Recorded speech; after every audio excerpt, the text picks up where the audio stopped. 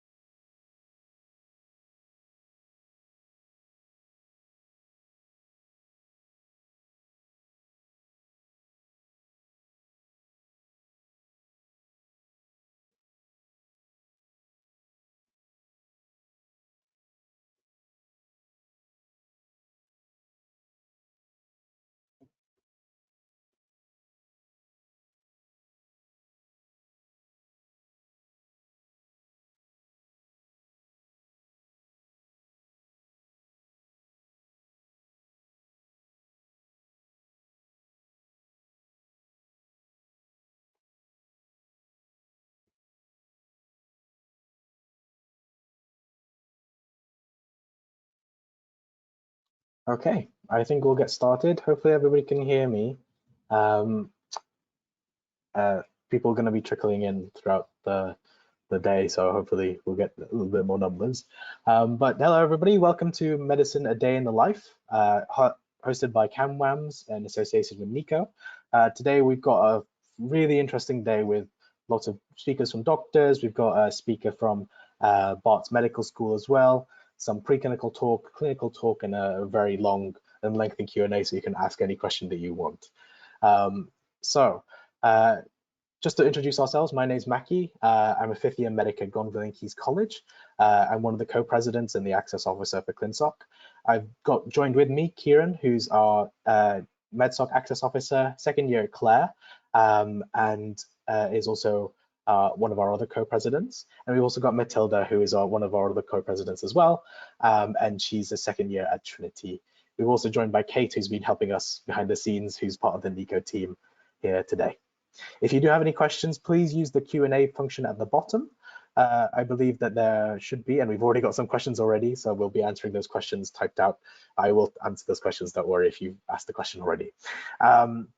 So just a little bit of outline of what CamWAMS is. So CamWAMS stands for Cambridge Widening Access to Medicine Society. This is our website.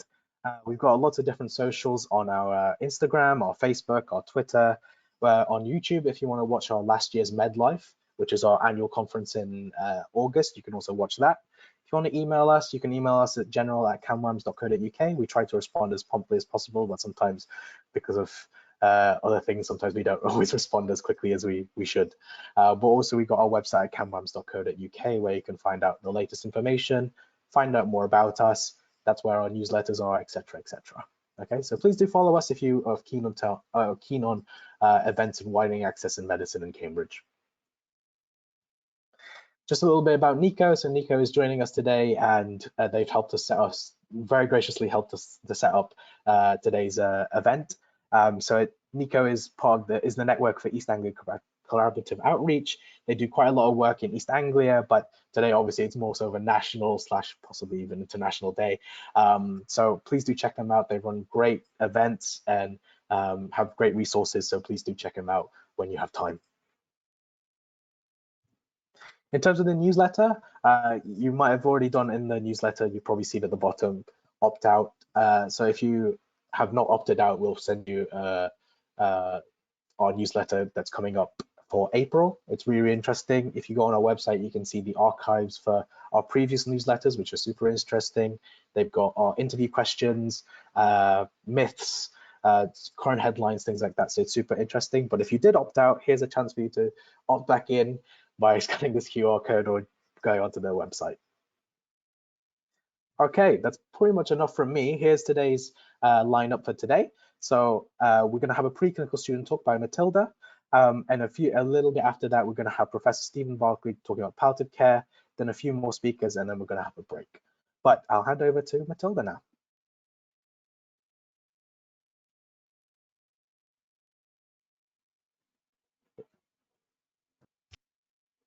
Hi everyone, I'm just going to try and share my screen quickly.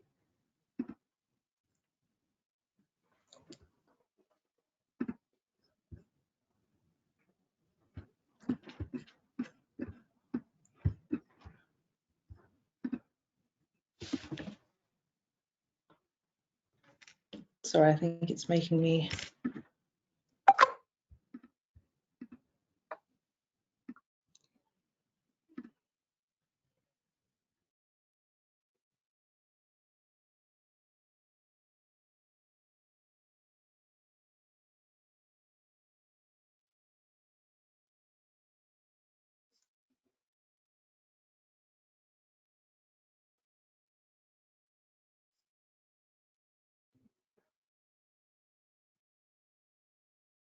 So Matilda will be right back. We've just got little technical difficulties.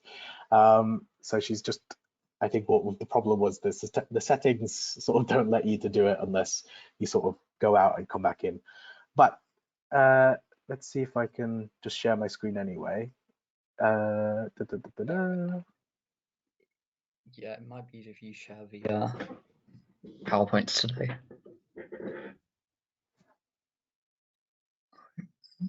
Oh, she's back. Sorry, just kick me out. I'm not sure if I'm still able to share. I can share if you want to. I think that might be easier.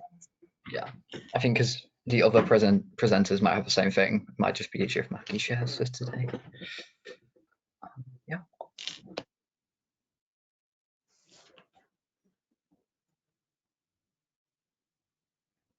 Okay, do you mind if you can put me as presenter? Yep, I'll swap that around for you.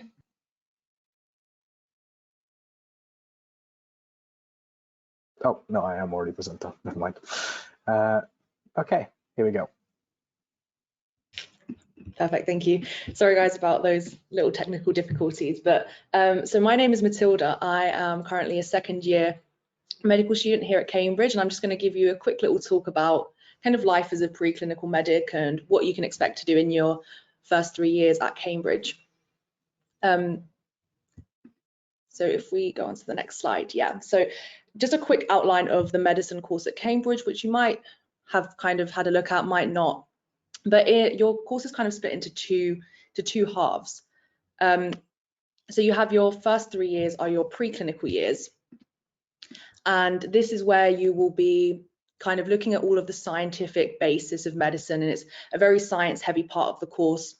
There's very little patient contact in your first 3 years, and it's more of just kind of like learning the theory and looking at all of the kind of scientific aspects of medicine.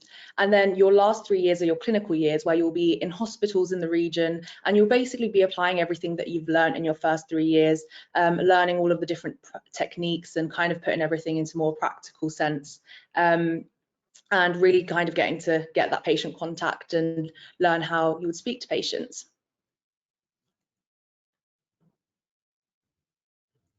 So in terms of your subjects in first and second year, They're kind of outlined here on the screen for you guys to have a look at. So in first year, you would have your kind of 3 main subjects, biochemistry, physiology, and anatomy. And as you can see, they've got like all of these acronyms at the side, which is kind of the Cambridge name for them. So don't worry about that. They kind of like to give their own name to everything, but it's basically your biochemistry. So kind of looking at cells, and all of that kind of thing. You've got your physiology, how all of the different systems in the body work, and then you've got your anatomy, so just kind of learning what everything is and where everything is. And then you kind of have some smaller courses in terms of content, which are FEBP, SETCHI, and preparing for patients. So your FEBP is Foundations of Evidence-Based Practice, and your SETCHI is Social and Ethical Context of Health and Illness. I'll be going through that in a little bit more detail in a few slides' time. And then in second year, it's similar to first year in terms of the type of work that you'll be doing. So again, it's very sciencey. You're kind of building up on the knowledge that you had from first year through topics and courses such as neurobiology, pharmacology, pathology, and you have your head and neck anatomy and human reproduction. So it's kind of building up on everything that you've learned in first year, but a little bit more content in second year, sorry. So if we just have a look at kind of your first year subjects and what they are in a little bit more detail in a little bit. If we could go on to the next slide, please. So the way your course is taught at Cambridge is primarily through lectures, practicals and dissections, and supervisions. So we'll have a look at what each of those entail. So if we start off with lectures, if we could go on to the next slide, please. So your lectures are kind of where you're going to be getting all of your content. So they're usually held with kind of like all of the medics in Cambridge, and they'll be presented, you'll be listening for an hour about a certain topic in one of the modules, and it's where you get all of your information that's going to kind of underlie your learning for that specific topic. And if we move on to our practicals next. So practicals is kind of taking that knowledge that you've had from your lectures and applying it into a more practical sense. So here we've got lots of different examples from MIMS or biochemistry. These are the kind of things that you can expect to do in first year, such as gel electrophoresis, polymerase chain reactions, ELISAs, which you may or may not have heard of, but they're all kind of different techniques that will take what you've learned in your first year and kind of just be able to show that through experiments and through practicals. And in terms of the practical component of your anatomy, that's done through dissection. So if we could go on to the next slide. Your dissections is how you will learn your practical element of anatomy. And this is quite unique to Cambridge in terms of us still having cadaveric dissections. So you'll go into the dissection room about twice a week, I think it is, in first year, and you kind of work with your team, with your group, and just working through the units and working through the human body basically. As well as your cadaveric dissections, you also have like virtual kind of 3D programs, which will help to just consolidate that learning and just let you kind of have a look up anything that you weren't sure about. And then in second year, when you're doing your head and neck anatomy and your neuroanatomy, so just looking at the parts of the brain and the anatomy of the brain, you get to do that through prosections. And there's also lots and lots of different ways that you kind of enrich your learning in anatomy through ultrasound scans. So I know in second year, we got to kind of have a look at the ultrasound machinery, how it works, looking at finding like different arteries and veins and like different organs through the ultrasound system. You also have like lots of posters and models. And I know that in my college, we even got from the library in our first year, like a box of bones, like a skeleton, to kind of help us, which was really useful to just kind of have. And like when I was learning all the different bones and all the different parts of the bone, just kind of have a like visual aid to help me there. And then finally, you have an applied anatomy sessions, which I found really fun. And you kind of get like, I felt like a detective when I was doing them, because you kind of get a scenario. You'll have like a patient has come into the clinic, they have this symptoms, and you're kind of working through it and trying to figure out what's a potential diagnosis and what kind of treatment options you might have for this patient, the kind of risk factors. So really working through that and using your knowledge from anatomy and like kind of applying it into real life clinical scenarios. And then finally, you have your supervisions. And these supervisions are kind of to just bring together everything that you've learned. So all of your learning from lectures and your learning from practicals, you'll be discussing these in your supervisions. And again, these are quite unique to Cambridge and Oxford. So you have your small group teachings, which is you, your supervisor, and a few other people from your course. So it's usually two to four people, I would say, usually three people in your supervisions. And these are organized by your college.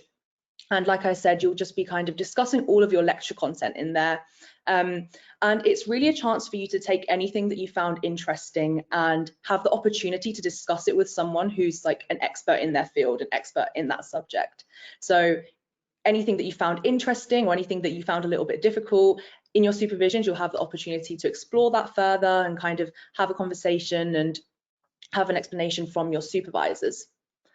In supervisions, you'll also get essays, because essays are a part of the Cambridge course in preclinical medicine.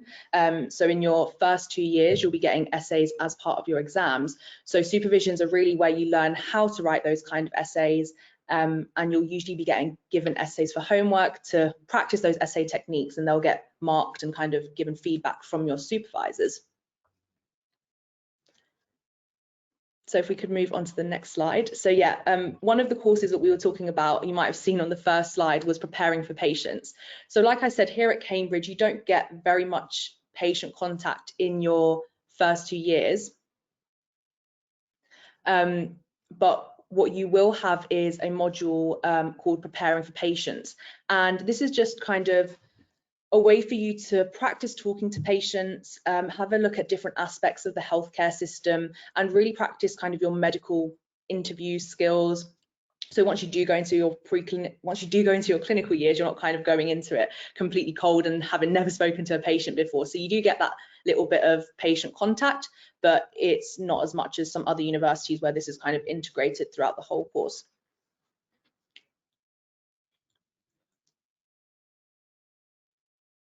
And if we go on to the next slide, please. So yeah, and then just a little bit more into the other courses. So you have FebP and SETCHI, and this is really exploring kind of some of the other aspects of medicine. So you've got FebP is your introduction to like statistics, and really understanding how results from like research projects work and how you can look if those are statistically significant, how you analyze data from experiments. And then you have your SETCHI, so your social and ethical context of health and illness. So this is just really looking at the social and cultural aspects of healthcare. So looking at health inequalities, why do we still have health inequalities? The different kind of stigma and biases that we might still see, unfortunately, in our healthcare system, and like what outlines the doctor-patient relationship, as well as different aspects of like ethics and law. So really looking into those kind of courses.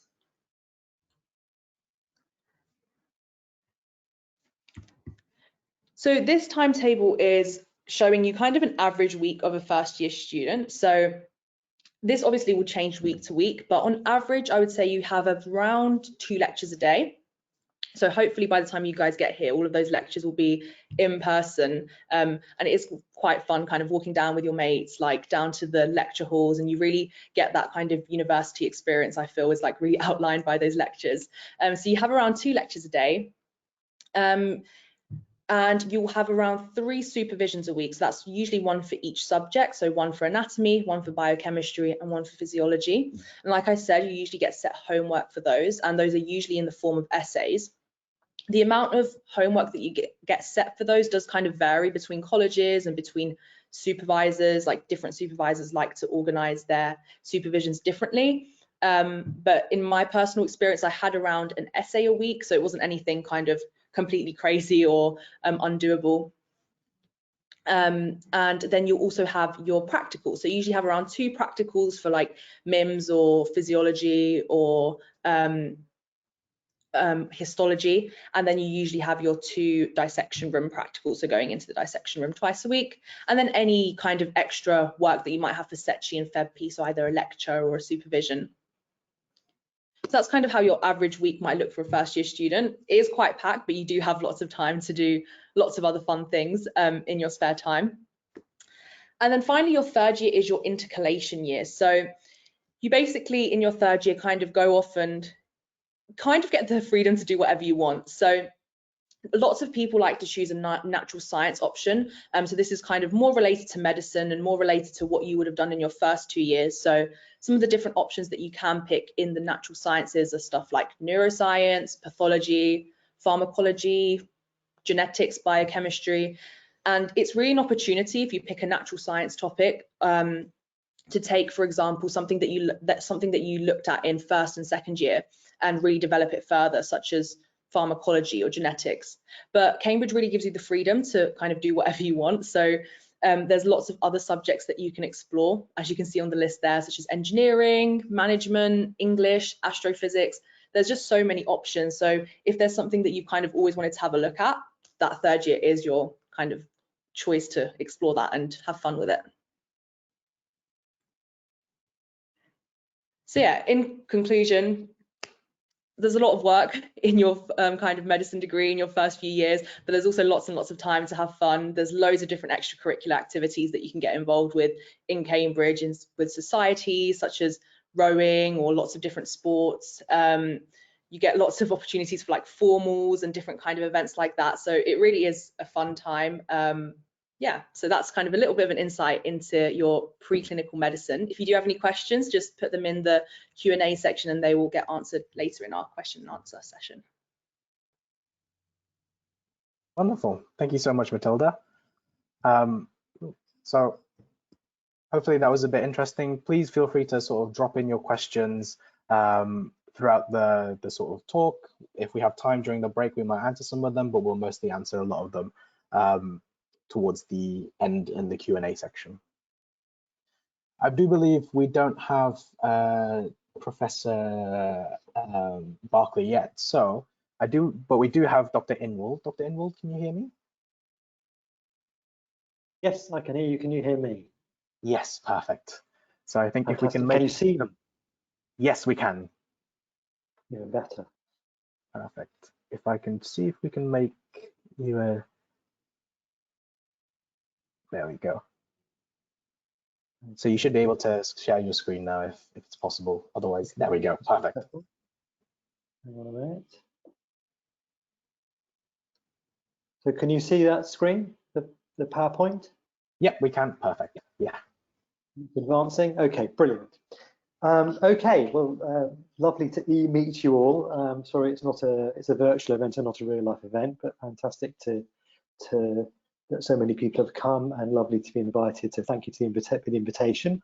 So my name is David Inwald. I'm a consultant in paediatric intensive care at Addenbrooke's Hospital in Cambridge, and I'm also Joint Director of Studies in Undergraduate Medicine at Emmanuel College, which does with 3 M's there, which is very remiss of me, but it has 2 M's, where I have the honour to know some of the CAMRAMS committee. So I'm just going to briefly talk about a day. I've been asked to talk about a day in the life of paediatrics, but I'm going to try and talk a little bit more about medicine in general, and then come to paediatrics, and then talk about some of the other things outside medicine or related to medicine that maybe you can get involved in if you choose medicine as a career. So of course, medicine is not just about science, which is mainly what you've heard about up to now, although clearly that's a very important part of undergraduate life, and there is a certain amount of basic science knowledge that is required. But doctoring, I would say, is really about understanding people and their stories. That is its heart. So it's really that human connection that you have to enjoy, and you have to enjoy hearing people's stories and trying to work through their stories and understanding how disease interacts and interfaces with their life. So communication is really important, not just with patients, but with other professionals, and not just doctors. Doctors have a tendency to focus on doctors, but of course there's lots of other people in the team, nurses, physiotherapists, other paramedical professionals, even the receptionist. So there's all kinds of people that may be really important that you'll need to communicate with and give weight to their opinions. So being a teamwork is important. It's not just about being a kind of hero on your own, obviously. And then outside clinical medicine, there are other things that doctors can become involved in over time. And the kind of things that people tend to get involved in as they progress through their careers, teaching or research, or teaching and research. Some people enjoy management and go into hospital management and becoming the chief executive of the hospital. and of course supervision or mentoring, so helping people to grow who maybe you're a little bit more senior to. So these are all really important aspects of medicine in general, and give you a flavour of some of the things that you might get involved in as you move through your medical career over and above clinical medicine. So what about paediatrics specifically? Well, paediatricians have carved out a niche for themselves on the basis of this idea that a child is not a small adult, and therefore we need to have people who specialise in the physiology and the interaction with the parents and the developmental aspects of children as they go through childhood. But of course, even though a child is not a small adult, physiologically or developmentally or for many other reasons, and one of the reasons because they come with a parent attached to them usually who is legally empowered to make decisions on their behalf, whereas adults don't have that. Clearly, they're not completely unrelated to adults, and so there are many similarities and connections between adult and paediatric medicine that we mustn't forget. So here's the training pathway for paediatrics. So once you finish your undergraduate medical degree, which is usually 6 years in the UK, you then do your 2 foundation years and then go into the ST training program, which is up to 8 years. So the first bit of it is general training, where you do general paediatrics in acute care settings, and you finish up that period of time by doing your MRC PCH exam, the membership of the Royal College of Paediatrics and Child Health. You then do your level 2 training, which is what you might have used to have called registrar level training, where you do 12 months general paediatrics, neonates and community paediatrics, and we'll talk more about those in a moment. And then you come to your final few years of training where really you specialise either in general paediatrics or neonatology or in a subspecialty program. So you can become a paediatric cardiologist and a paediatric nephrologist specialising in kidney medicine, or any of the specialties that you're probably aware of in adult medicine are reflected and there in paediatrics too, but for people under 16 years of age, because of course paediatrics goes from birth to 16 years of age. So those are the patients that we look after. So there's a very wide range of conditions that you have to be aware of. What is general paediatrics? Well, general paediatrics in a hospital environment, and it usually is practiced in a hospital environment in this country, usually consists of looking after children who may be acutely unwell, have come in through the emergency department on the wards with medical or surgical conditions, helping the surgeons to look after the medical side of things if they come in with a surgical problem like a broken arm or appendicitis or something of that nature. And of course, there will also be clinics. So almost all hospital doctors will do outpatient clinics where they're seeing patients in clinics, and those are children who'll be coming in from home just for a 20-30 minute outpatient appointment and then going home later the same day. And that'll be for diagnosis or management or follow-up if they've been seen before. Neonates, neonatology. So neonates are children from 0 to 28 days of age.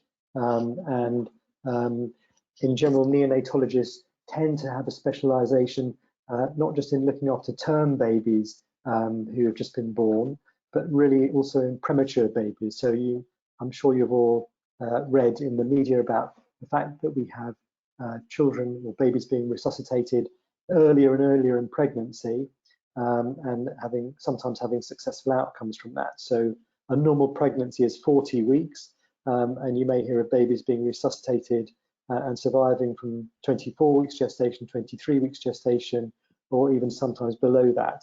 But of course, being born very prematurely comes with all kinds of problems from being so premature. And some of those children need very intense treatment for a long period of time, and some of them don't have great outcomes. So even though there are many that have a fantastic outcome, we just have to be aware that life is not always uncomplicated, particularly for babies born extremely prematurely. Some paediatricians like to go into what we might call specialty paediatrics. So these will be the specialties that you're probably aware of when you're reading about adult medicine. So respiratory medicine, cardiology, renal medicine, as in kidney medicine, gastroenterology, neurology, all of which I'm sure you're aware of in adult medicine, and you can imagine what those kind of conditions might entail. But it's possible to specialise within paediatrics after you've done your general training into one of those specialties. And if you do that and you become a subspecialist or a specialty paediatrician, then you'll likely end up practicing in a tertiary centre. That means a teaching hospital or a large university centre where there's enough critical mass for you to practice and maintain your skills, and patients will be referred to you from far and wide. So a paediatric neurologist, for example, may see children with epilepsy, stroke, or neuromuscular disorders or various other conditions, and will specialise in looking after those disorders, where a general paediatrician may be helping to look after that child nearer to home in the district hospital, and asking the specialty paediatrician in the tertiary centre, in the big university centre, for advice. That tends to be how it works. So what does a typical day look like for a hospital paediatrician? Well, they'll usually come in the morning, maybe 8 or 8:30. They'll likely do a handover ward round with their inpatient team. They'll then do a ward round with the day team, usually want to get the night team away, and that ward round may last for a few hours. They then may have an outpatient clinic in the afternoon, and they'll obviously have other responsibilities as well, which may include teaching or training middle grade doctors who are already qualified but still in training. They may be on hospital management committees. They may have other responsibilities in research and so on. And of course, that generic typical day may vary from week to week. Usually people will cover the ward for 1 week at a time and then hand over to a colleague. And some people have clinics, more than one clinic a day, or some days then you may not have a clinic. So it's a kind of mixture of inpatient and outpatient care would be a typical kind of day. Community paediatricians are another kind of paediatrician altogether. They don't tend to work in hospitals. They tend to work in community clinics, which are centres where children who may have long-term developmental issues that affect their well-being or safety or learning may require some kind of input to help them to achieve their best potential. So this might be a child, for example, with cerebral palsy, who might need a multidisciplinary assessment to look to see what can be done to help them with learning, with splinting limbs that may be stiff, with making sure that they have adequate nutrition, with making sure that their school environment is appropriate for them, and with supporting their parents to support them at home in the best possible way. Because of course, looking after a child with complex needs can be quite challenging for the family. So community paediatricians specialise in that sort of area and don't tend to be working in a hospital environment, but it's a very important part of paediatrics, and not entirely unique to the United Kingdom, but it's something that is emphasised here. What about intensive care? So that's what I do for a living. So this is not my slide here. This is from a guy called Alex Saridi on Twitter, and he's a New Zealand adult intensivist that works in one of the large hospitals in New Zealand in adult ICU. But I like the slide because it kind of illustrates what can be exciting about intensive care. So you can see here that we're dealing with death regularly. We work with an awesome team, and there are some cool gadgets. That's what we like to think anyway. And of course, you can look at all the different ways the graphs interact there, and you can see that the only way you can get all of them in the same job is to be an intensivist. Some people might like to think they could be James Bond, but it's not really like being James Bond because we work in a team. And of course, that's an important part of what we do. So intensive care can be a very exciting and interesting career. We have all kinds of different things to think about in terms of diagnosing patients, in terms of looking after them, in terms of managing their conditions, which may be quite challenging from a physiological and medical point of view, in terms of the interaction with the families, which of course can be also challenging, but can also be extremely rewarding, and in seeing the kids go out when they've done well. So, this is how we like to think of ourselves. This is a great book. I recommend you read it. Mikhail Bulgakov was a Russian doctor who became an author, and he wrote a wonderful book called The Country Doctor's Notebook, and I would highly recommend that you read it. It has a number of beautifully written case vignettes in, and one of them is a story called The Steel Windpipe, which is a story about when Mikhail Bulgakov was practicing medicine before the Russian Revolution, so 1916-17. So at that time, doctors had to work in the middle of the nowhere for a little while before they were allowed to come back into the towns after they qualified. So he was on his own in a rural hospital in the middle of nowhere just after the Russian Revolution, and he had to put a tracheostomy tube in to a child who had diphtheria, which is a horrible disease that causes swelling of the windpipe and the larynx, the voice box, and can cause airway obstruction. And back in the pre-antibiotic days, was not an uncommon cause of death in children. And of course, nowadays we don't see diphtheria anymore in the United Kingdom because it's vaccinated. It's in the childhood vaccination schedule, so it's unheard of. And I've never seen in all my years of practice in pediatrics a child with diphtheria. But anyway, Mikhail Bulgakov managed to site a tracheostomy tube in this child with diphtheria on his own in the middle of the night in a howling gale in a snowstorm in this tiny hospital in the middle of nowhere, and the child survived and did very well. So he got the child out of the grip of death, as you can see the painting here, and the child survived. So a kind of wonderful story of a heroic endeavour which resulted in success, and the child did well. And this is a picture illustrating how diphtheria was back in those days for children. And of course, we still get that kind of feeling on paediatric intensive care. This is a message from a child I looked after some years ago, not just to me, but to the whole unit. To PICU, thank you for what you've done to make me better. You really helped me. So this is absolutely lovely when we have these kind of messages, or not just written ones, but verbal ones from children or from families after they've done well and they're going out. So just briefly to talk about other things that one can do in medicine. I'll just talk about what I've done, because I think it just is an illustration of what people can do. Back in 2012, I had the privilege of working as a doctor in the British Army for a short time in Camp Bastion in Afghanistan, where we dealt with not only combat casualties who are adults, but also the children who came to the attention of coalition forces and were brought into the hospital. And as I'm sure you're all aware, Camp Bastion closed down in 2014.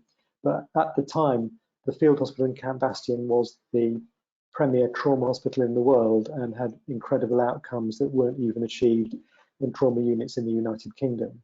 So it was a privilege to work there.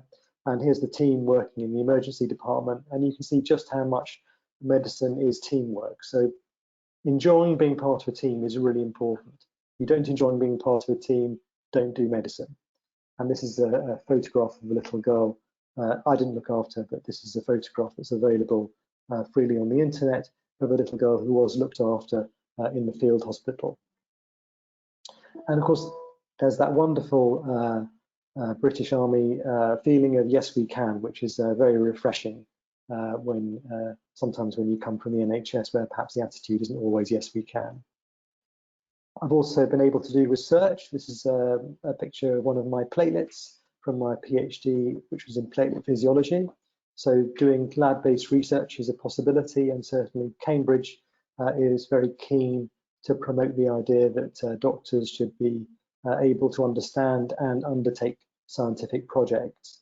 And not only have I done lab-based research, I've also been able to continue my research interest, and this is a clinical trial I'm currently running, looking at blood pressure targets in children in intensive care. So research can be an exciting and interesting way to develop your clinical career, and of course, you know, we hope that research will eventually improve patient outcomes. Teaching is a wonderful thing to be able to do, and recently I've been able to take up the position of Joint Director of Studies in Undergraduate Medicine at Emmanuel College in Cambridge, which is a really wonderful thing to do, and to be able to teach the students. And I've been teaching them physiology, which has been a very nice experience, hope for them as well as me. And you know, again, another challenge in terms of trying to revise the curriculum and teach it to a high standard. So teaching is important, undergraduate teaching, but also postgraduate teaching. Most doctors are involved in training other doctors in training, even if they aren't involved in training undergraduates. It's possible to become a legal expert, to give expert witness reports in in cases in which you have an expertise. I've been able to do that in childhood end of life cases and medical negligence cases, but it's another interesting aspect of medicine that perhaps is not widely known about. And at the moment, I'm giving some advice to a production company for a TV series that's focusing on issues in pediatric intensive care drama. So there's all kinds of different things that can be developed in a medical career outside clinical medicine, which are helpful to think about to maintain your interest in freshness throughout a career where you're likely to be a consultant if you go into hospital medicine for 30 to 40 years. So, you know, it's important to be able to grow beyond the job that you do when you start as a consultant in your late 30s, early 40s. But of course, it's not all plain sailing.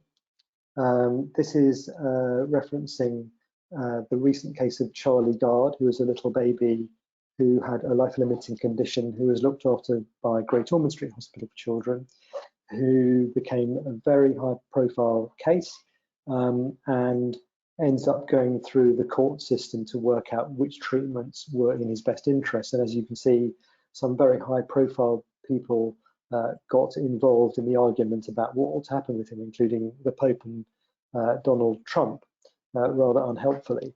So sometimes these kind of cases will come through the unit.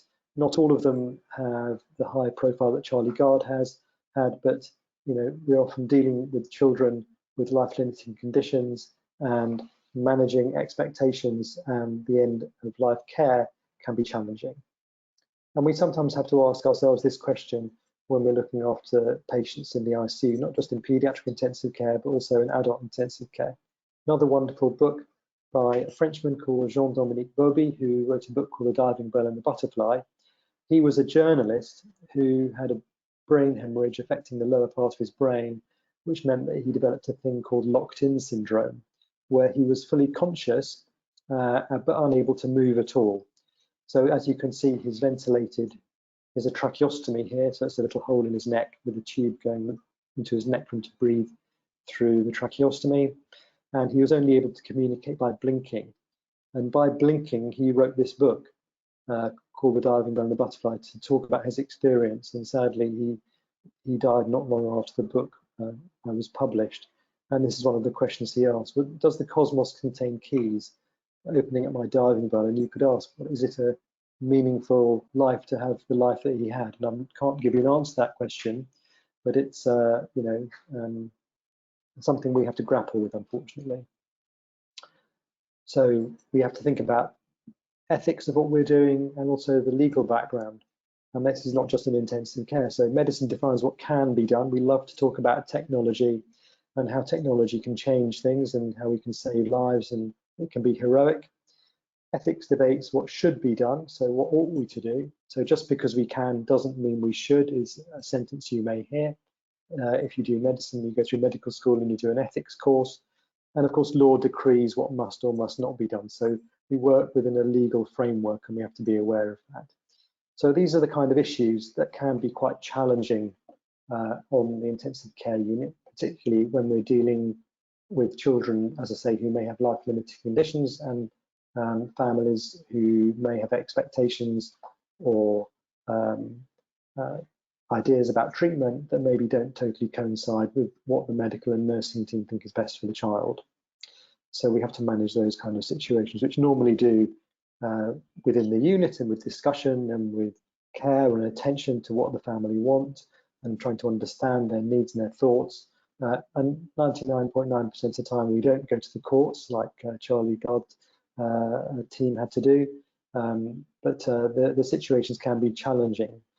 So we have to look after ourselves. And so this is just a brief moment to think about how it's important to look after yourself. And this isn't just as a working doctor, this will be throughout your time in medical school. So think about the institution that you're in. Is the institution an institution that cares for and looks after the people within it? And you might think about the university that you're thinking about going to and wonder about that. And I would wonder about, as a doctor, the hospital. Is there car parking? Is there bed available, sleeping at night time if I need to stay in at night? Is there hot food available if I need it in the middle of the night? What about the team you're going to be with? Really important if you're going to be in the same place for a number of years, whether it's as a student or a doctor. Who are the people around you? What are they like? Are they going to support you? And of course, yourself. You have to look after yourself, and you have to do what you can within your environment to make sure that that you are the best possible version of you, if you like, which may mean having some outside activities and hobbies. So here's a wonderful team that I work with, the Paediatric Intensive Care Unit team in Addenbrooke's. So they're not always dressed like that, but that's how they are for this photograph. They're a great team, and I'm very pleased to be part of it. And we look after each other. And I think there's in general a flat hierarchy where we'll talk to the nurses and other members of the team as equals. And I think that is exactly how it ought to be in that sort of environment. But say you have to look after yourself, and having outside interests is really important. I go cold water swimming and cycling, but you need to have things in your own life that you think will work for you, that take your mind off the job and that allow you to have some downtime. And that's not just as a doctor, but it's also really important in medical school. So that's why I think paediatrics is a great career. I probably ought to stop there. I'm not sure how much time I've taken, probably too much. If I have, I apologise. And I'm happy to answer any questions if the organisers would like me to. Yeah, thank you so much. I'm not sure if you had any questions in yet. Oh, we Can do. you tell me We how to have. stop sharing my? How do I stop sharing my screen? I'm so sorry. Stop sharing That's screen. right, I can start that one. You got it. Perfect. Okay. Yeah, so we do have one question. It's from one of the students, and it's, what are some of the toughest ethical issues you've faced as a doctor? Well, they're the ones I spoke about. I mean, I do children's intensive care, so we deal with very sick children, and we a lot of the time those children are sedated and ventilated, so we can't interact that much with the child as most paediatricians would. A lot of our interactions with the families. So it's when we have difficult situations to deal with the family. So explaining that a child is coming to the end of life, particularly if it's a very sudden thing, for example, a trauma or a sudden deterioration for some reason, extremely hard for parents to deal with, not surprisingly. And of course, even children where it's not sudden, where it's something that they've been coming for some time. All children are cherished by their parents, so it's always difficult for them to deal with. And sometimes there can be conflict around what the right thing to do is, and those can be very difficult to manage. So I think that's my practice. Other people will have had different things that have been challenging for them, but that's what I do for a living. So that's the kind of that's the main problem that I've had to deal with, which causes me to lie awake at night wondering if I've done the right thing, or could I have done things better, or yeah, end of life issues. Yeah, thank you so much, Dr. Inwald. Another question comes in is, it might be a personal question, so feel free to not necessarily answer it, but do you have any children yourself, and does this impact your job? I do have children myself. They're grown up now. They're probably the same age as most of you. They don't stop being your children, though. I don't think it's changed the way I've done my job. I mean, that would imply that you can't do the job if you don't have children, which certainly is not the case. But I think it's certainly when I've been looking after children who have been the same age as my children when they've been on the intensive care unit with very difficult problems, then obviously that kind of pulls the heartstrings a little bit more. So, and that's something you have to deal with. I don't know if that's answered the question. Yeah, I think it has. Another question that we have is, how do you tend to break bad news to families? Is there a certain technique that you've learned across the years of your practice? I think slowly, in a room away from the intensive care unit, in a private area with a nurse or a trusted member of staff to support them, with lots of time and, with the maximum possible, empathy. But I mean, I think, there's no textbook for it, and I think it's one of the things you develop over time, really, and by observing other people doing it well, and also observing other people doing it badly, and thinking, which bits of practice do I want to take away into my own practice? And sort of a related question, and it's sort of a question that I sort of have as well as a fifth-year medical student as well. But do you think delivering bad news gets easier over time? No, I don't think it gets easier. But I wouldn't like people to go away with the thought that that's all I do for a living, give people bad news, because that's certainly not the case. So a lot of what I do is, if you think about pediatric intensive care, probably 5 or 10% of children going through the ICU may die, but that means that 90 to 95% of them survive. So I think it'd be good to focus on the 90 to 95% who survive as well, because that's obviously a tremendously positive part of the job, and very important to have that to counterbalance maybe some of the other aspects of it. And I think we've got just one last question, and it's actually from Kate to sort of wrap up everything. So what do you think the best piece of advice that you've been given whilst practicing or training that you could share with our students attending today? I don't have a single best piece of advice. I mean, that's sort of trying to distill things into a tweet or something like that. Life's not like that. There's lots of good bits of advice over the years that I've been given. I don't have a single thing to say other than I think it's really important to look after yourself and to take time to do that, as well as to pursue studies and try and get good exam grades, which I think is what Cambridge students focus on a lot. So I think extracurricular, taking time to enjoy life are important, because that's what will keep you going over the long term.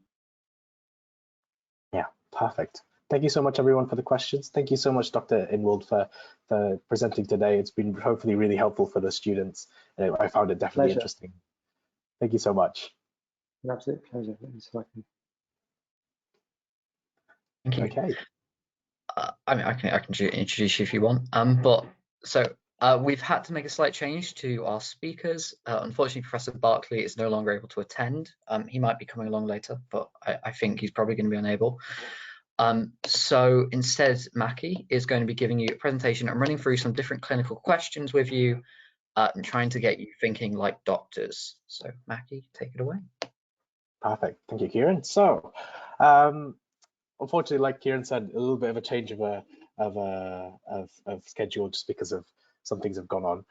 But I'm going to be teaching you a little bit about basics of clinical medicine and also going through clinical cases. So basically, this is some of the things that I teach some of the younger students, the junior students, on how we might approach a patient, what things we might do, and how we might sort of figure out and sort of have our diagnostic criteria.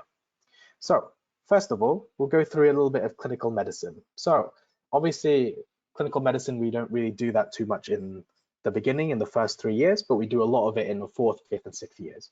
And clinical medicine is quite a different world. And because the reason why is because you're taking a history, you're really asking the patients, you're talking to them, okay? And as much as it is having a chat with the patient, it's also trying to get as much of the information from the patient as possible. So here's a question for you. How much can you gather from a patient history? I'll let you a little think about that. Do you think it's a little bit? Half? All of it? Well, actually, you can learn about 70% of what you need to know from just a history, okay? Now, that's why histories are so important, because when you go up to a patient, and by the way, if you don't know what a history is, it's basically speaking to a patient, asking them, what's brought you in today? What's your medical history? Are you taking any medications? What's your family history?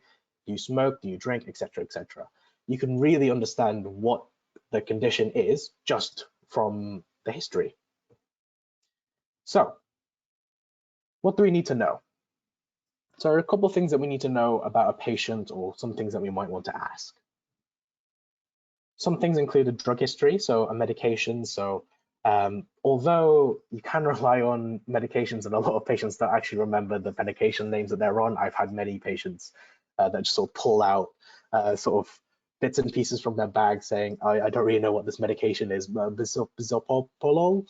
And it's kind of funny, but you need to ask them as well as sort of looking on the system records. And although our records are good on the computer in terms of the hospital and the GP, we do need to ask them to make sure that if there's anything that isn't on the screen, that they also take. That also counts for anything like herbal medications or anything over the counter, because there could be interactions. Obviously, we need to know about their previous medical conditions. We need to know that, okay, do they have any medical conditions that sort of predispose them to the conditions that they're experiencing at the moment?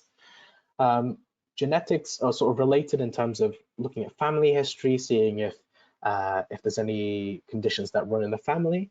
And smoking and drinking also helps in terms of the background of things. So a lot of conditions can sort of be exacerbated by smoking and drinking, particularly things like cancer. And so we do need to ask that. So an important thing to note is that you, and as a doctor or a medical student, will have a sort of separate agenda to the patient. And that's something that you sort of have to be aware of.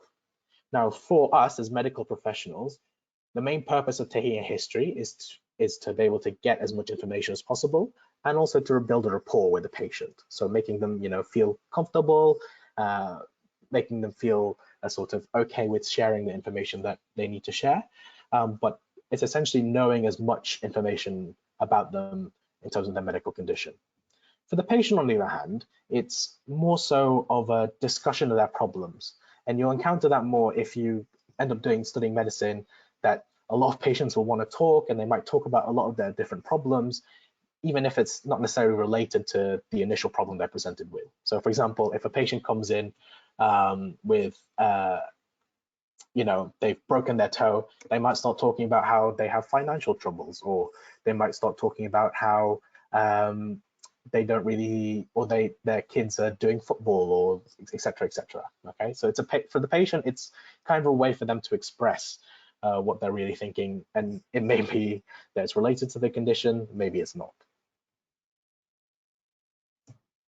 So this is generally what we sort of go through, and it's definitely something that you don't need to remember now, but it's sort of a little interesting on how we might do that, and it's something that we only really learn in 4th year here at Cambridge. But we start off first of all with something called a presenting complaint. In America, I believe they call it a chief complaint or a head complaint, I don't remember, but a presenting complaint is basically, what did they come in with? So have they been sort of sniffling? Have they been coughing? Do they have a headache, abdominal pain, leg pain, things like that? That's your presenting complaint. Next thing is your history of presenting complaint, and we'll talk a little bit about what kind of things go under that, but it's essentially just exploring the presenting complaint a little bit more. Our system review is basically talking a little bit about our different systems. So hopefully you know from your A-levels or GCSEs that there's lots of different bodily systems: nervous system, cardiovascular, renal system, other systems as well, respiratory system, okay?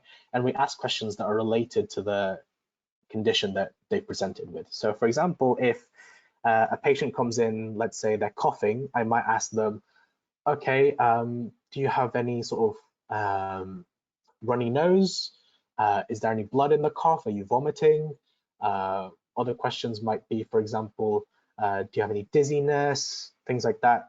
So you're trying to elicit basically what are the diagnoses that you're thinking about here. In terms of past medical history, that's relatively simple enough. What conditions do you see the doctor regularly for? A lot of people don't consider diabetes, high blood pressure, high cholesterol as conditions, so it's something that we do need to ask, okay? And make sure you do ask, for example, if you have somebody in your family, that is a condition, that is a condition. Don't let them think otherwise. Drug history is quite simple, we've already discussed about that. Family history again. Social history are things like, who do you live with? Do you do everything independently? Do you have a good support network, especially if it's a mental health issue? Things like that. And then lastly, we have something called ICE. Okay, ICE stands for ideas, concerns, and expectations. And if you'd study medicine, you will hear that forever and ever and ever. And I'm sure the others, and they'll discuss this a little bit later in the Q&A, student Q&A, but you'll hear it a lot. Let's move on to how we explore the presenting complaint, and we use the mnemonic called Socrates. So S-O-C-R-A-T-E-S, Socrates. Now, Socrates stands for site, onset, character, radiation, alleviating factors, timing, exacerbation, severity. There's a little bit of differences based on the person, but generally this is the sort of template of Socrates. So what we mean by site, where does it hurt? So typically we use Socrates for pain. So where does it hurt? Onset, what were you doing when the pain came on? Oh, I was sitting down, I was lying down, oh, I was running. Yeah. Character, how would you describe the pain? Is it sharp? Is it blunt? Is it a dull pain, achy pain? What kind of pain is it? Radiation, where does the pain move to? So for example, if you're thinking about a heart attack pain sometimes can radiate to your left arm, also to your jaw, okay? That's radiation. Alleviating factors, what kinds of things make it better? Have you taken any paracetamol for it? Have you had any painkillers for it? Does cold help? Does moving help? Does warmth help? What helps? That's also tied into exacerbation and what doesn't help, okay? Oh, doctor, moving around makes me more dizzy. Okay. Timing, how long has this been going on for? Has this been a few hours? Has this been a few days? Okay. And lastly, severity. You want to be thinking, how bad is this? So for example, even if something's only been lasting an hour, if somebody has a pain or rating this as 10 out of 10, worst pain they've ever experienced in their life, worst headache, they're sort of going in and out of and being delirious, it's something that you should be concerned about. Okay. So we take all of this and sort of form sort of a diagnostic picture. Obviously, in your guys' case, you guys are mostly year 12 or younger or year 13. You wouldn't be expected to do this straight away, but it's sort of something that we sort of think about. Social history. We want to ask about, how do you smoke? If you do, how much do you smoke a day?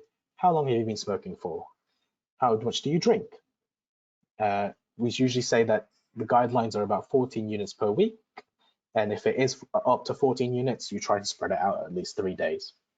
Obviously, we try to be non-judgmental. So when we ask this, we don't have judgment. We don't say, oh gosh, that's a lot. No, we don't say that. We say, okay. And you might just give them a reassurance and say that, so you've probably already been told like this before, but would you like any support in terms of stopping smoking? Have you thought about stopping smoking? Have you thought about reducing your alcohol intake, etc.? Recreational drugs, and we might ask that as well. And then also, who lives at home with you? So are you generally independent? Do you require any care? ICE. So we talked about ICE a little bit earlier. So that's ideas, concerns, expectations. So ideas are questions like, what do you think might be going on? And usually, especially if it's a parent, and this links in with Dr. Inwald's talk a little bit earlier, sometimes the parents actually know what's going on. They might be thinking, oh, I think I just have tonsillitis. And there's some pus in the back of my throat. I think I just need antibiotics. Okay, you're right. Let me give you antibiotics. So it's a good, helpful way of doing that. Concerns. Some people might jump up at you and not necessarily say what they're actually worried about. So for example, it might be obvious if a patient comes in with a new mole that you might think they're probably worried about something like skin cancer.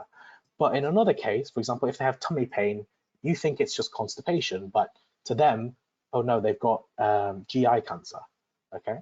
So it's important to ask them, what are your concerns, okay? Lastly is your expectations. Now you want to set your expectations to normal and sort of set them out so that way they don't get disappointed. So for example, if they're coming in with a tonsillitis, but it's a viral tonsillitis, you want to ask them, what do you expect from me today? Or what do you expect from the doctor today? If they say antibiotics, then you could say like, then you could probably lay out your sort of explanation to be like, I don't think this needs antibiotics. And so you would sort of figure out what do they want and sort of work with the patient to be able to figure out a management plan. I've already talked about being non-judgmental, so we'll skip past that. But basically, that's just what Socrates is, how to ask a patient, etc. Okay. Now let's talk over and do a little bit of clinical cases. So now I'm going to put you in the hats of either as a medical student, a clinical medical student, or as a young doctor. And this is one of the supervisions I've actually given before to our junior students. So have a little think. I know you guys can't really respond to me, but I don't know if you can send any direct messages or not. But either way, we'll look at case number one. So case number one, a 67-year-old gentleman comes to you in A&E complaining of chest pain. What are you thinking? What is this? Chest pain? What kind of thoughts do you have? I think you can put it in the Q&A box and I'll just look through them. But if you do have any thoughts, send them in. So a person has chest pain, they're in A&E. Perfect. So you guys are saying angina, heart attack, exactly. So that's one of the thoughts that we could have. Anybody else have any thoughts? Yes, bronchitis. Good. So vascular diseases, heart attack, good. ECG, we'll talk about that in a second. An arrhythmia, maybe. Lung inflammation, so if they're having lung problems, yes. Lots of heart attacks, good. Smoking, we'll talk about that in a second. Heartburn, perfect. Heartburn, so a GI problem rather than necessarily a heart problem. Yeah, lung issues, myocardial infarction, which is what a heart attack is. Pneumonia, yes. Acid reflux, which is heartburn. Yes, asthma, perfect. You guys are amazing at this, perfect. So here are some of the differential diagnoses that I've thought of. So for example, ACS, which is a combination of your myocardial infarction, i.e. a heart attack and angina. You also have pulmonary embolism, or a PE, okay, which is basically when a blood clot lodges inside of the arteries in your lungs, particularly your pulmonary artery, if you've already done that in biology A level. Dyspepsia, which is just a fancy name for heartburn, okay. Could be an anxiety attack. You know, if this person has sort of negative other symptoms, so no everything else is normal, they could be just having an anxiety attack. I'd say just. Anxiety attacks aren't pleasant, but it's always something that we need to keep in mind. We have costochondritis and MSK pain. What that means is musculoskeletal pain. So basically that means pain in the actual muscles or pain in the sort of bone area. So if you press down, okay, in these areas, so for example, if you had MSK pain for your arm or your shoulder, if you press down, it hurts, okay? That's how we know it's chest pain. You guys have rightfully pointed out, it could also be an acute lung infection like pneumonia. It could also be COVID, things like that. Chronic lung condition like asthma, COPD. So you guys who suggested like smoking, these are one of the conditions that could occur. Aortic dissection. So there could be a sort of central chest pain here. Okay, that's aortic dissection. That's one of our clinical emergencies. And Boerhaave syndrome, something that you might want to look up after this. It's basically when the esophagus tears. Okay, usually the esophagus tears because of retching, too much vomiting. Okay. So at the same time as we're thinking, what could this be? We also need to rule out things that are red flags. And the two red flags that I'm thinking of at the moment are aortic dissection, Boerhaave's, and myocardial infarction, as well as pulmonary embolism. These ones are the ones that I'm most worried about. Okay, so let's have a little think about what kind of investigations would I do?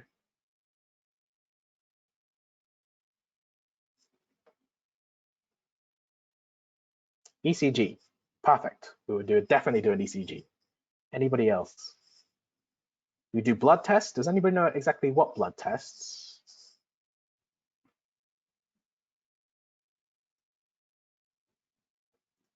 Not quite a platelet count. It might be a bit helpful. We do just do routine blood tests.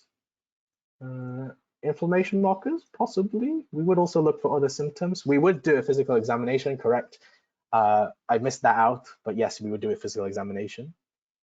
I'll talk about what an ECG is in a second. White blood cell, potentially. Troponin, yes. If you don't know that, that's fine. Don't worry about it, okay? We will also do a troponin. So let me just talk through about it.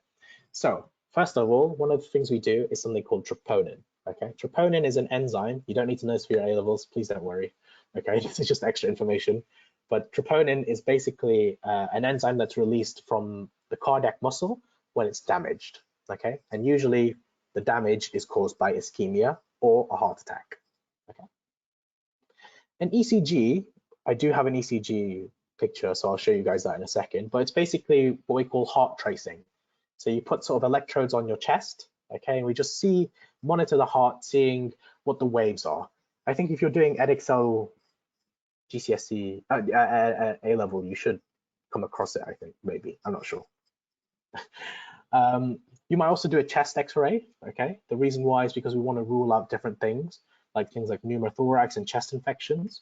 We might do a sputum culture. So if you've ever had the flu, or even if you've had COVID, you might have actually had a productive cough. Okay, so it's best to sort of get rid of that and just cough it all out. Okay. And we can test that to see what bacteria is in there, what viruses or particular bacteria, but what organisms are in there. And also we might do an angiogram. We don't typically do that when somebody has a heart attack because it takes too long. So we probably won't do that, but it's sort of a thought that we can also do. Okay. Let me just jump forward.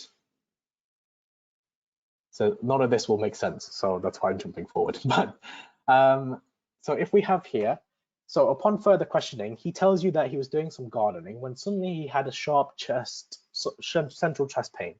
Does that point you towards some conditions or some diagnoses?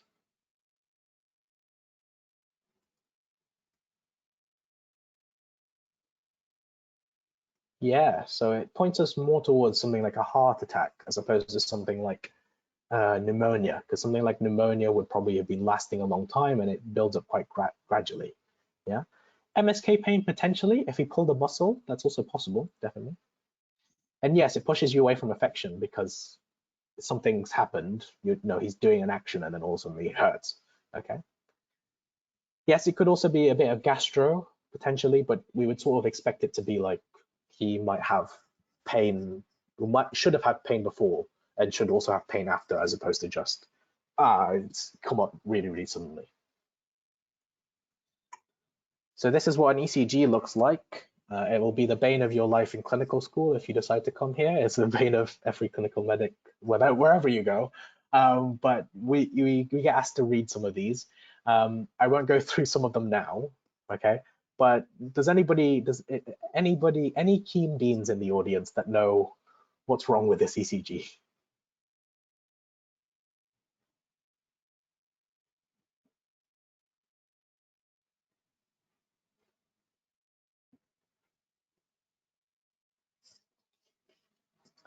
So great thoughts coming in.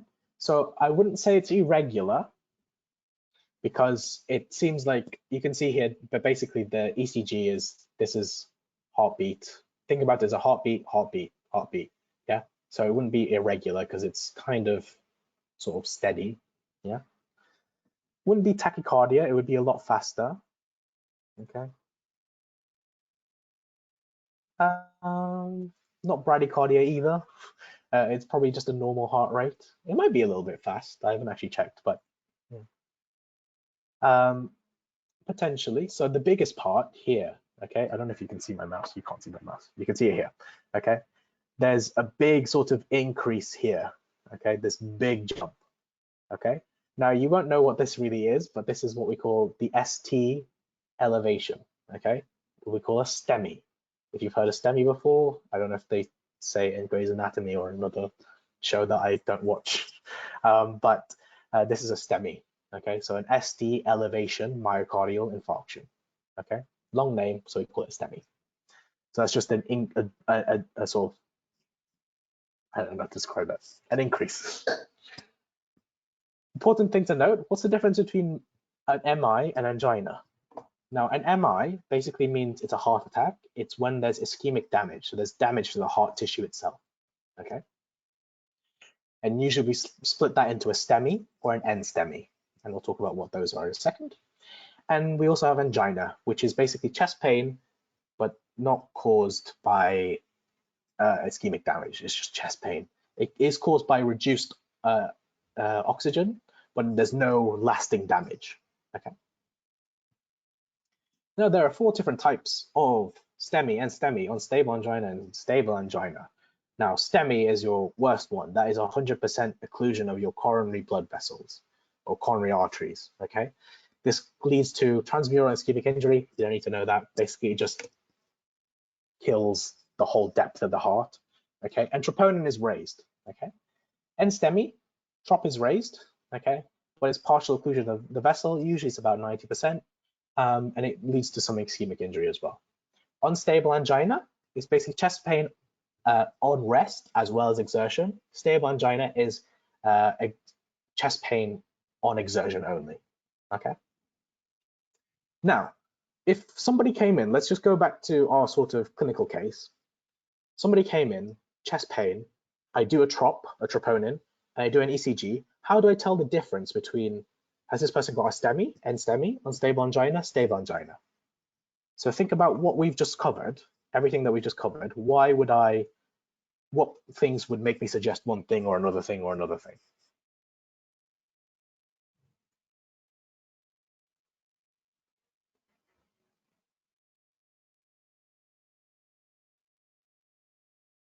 Yes, so one of the things is troponin. So we use troponin basically to differentiate between these two. So STEMI and STEMI versus unstable angina and stable angina, okay? So if the troponin is raised, then we can pretty much confidently suggest there is some things that might raise a troponin as well, but we would probably think it's a STEMI and STEMI, okay? If not, then it would be an unstable angina, stable angina. So then in that case, how do I know if it's a STEMI or an NSTEMI? Yeah, perfect. So a STEMI would tell me if it's an ECG would tell me if it's a STEMI or an NSTEMI. Good. And then perfect. So resting can also exclude whether or not it's stable angina or unstable angina. So if they talk to you about the history, so remember what I said, history is so important. If they say, oh, doctor, I get chest pain when I start walking, that's stable angina. But if they start saying, oh, even when I start resting, there's so much pain, then that's probably unstable angina. Okay. Does that make sense, everyone? Okay, so we're coming towards the end of my bit. So we'll talk a little bit about what typical angina is, and then we'll talk about how we sort of treat it and treat sort of the ACS conditions. So typical angina is set out by 3 different things. It's location, it's provocation, and relief. So location, usually it's substernal. So this is your sternum. You can see my camera or not. I don't know if I'm hitting the mic, but the middle of your chest, yeah, that's your sternum, okay? So it's usually substernal, so about central chest pain, maybe a bit to the left, okay? Usually it lasts for a decent amount of time, okay? And it's usually this, if you've seen the adverts for it, it's a bit like a belt being sort of twisted around you. That's usually what people explain as angina. Provocation, usually it's provoked by exertion or emotion. So even if somebody's angry or happy or crying, whatever, okay, all of this is provoked by, or this is what typical angina would be. And lastly is relief. So usually angina is relieved by rest or nitroglycerin. Nitroglycerin is, if you've ever had or known somebody that has angina or has had a heart attack, you might get this sort of spray thing that they put under their tongue, and it sort of relieves their pain. Last slide, management.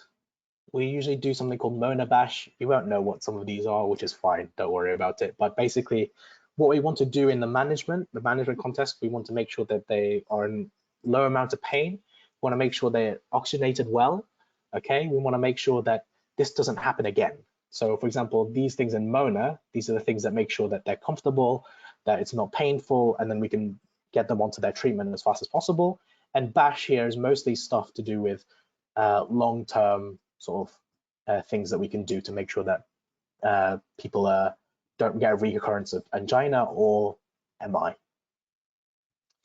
If you're interested, I probably wouldn't do this, but if you're interested, then NICE, which is the thing that we use typically in clinical school, shows us what kind of things we sort of expect from our, or what kind of treatment people should expect and what treatment should people get based on different sort of factors. Again, you don't need to know this, but if you're interested, do have a look at it.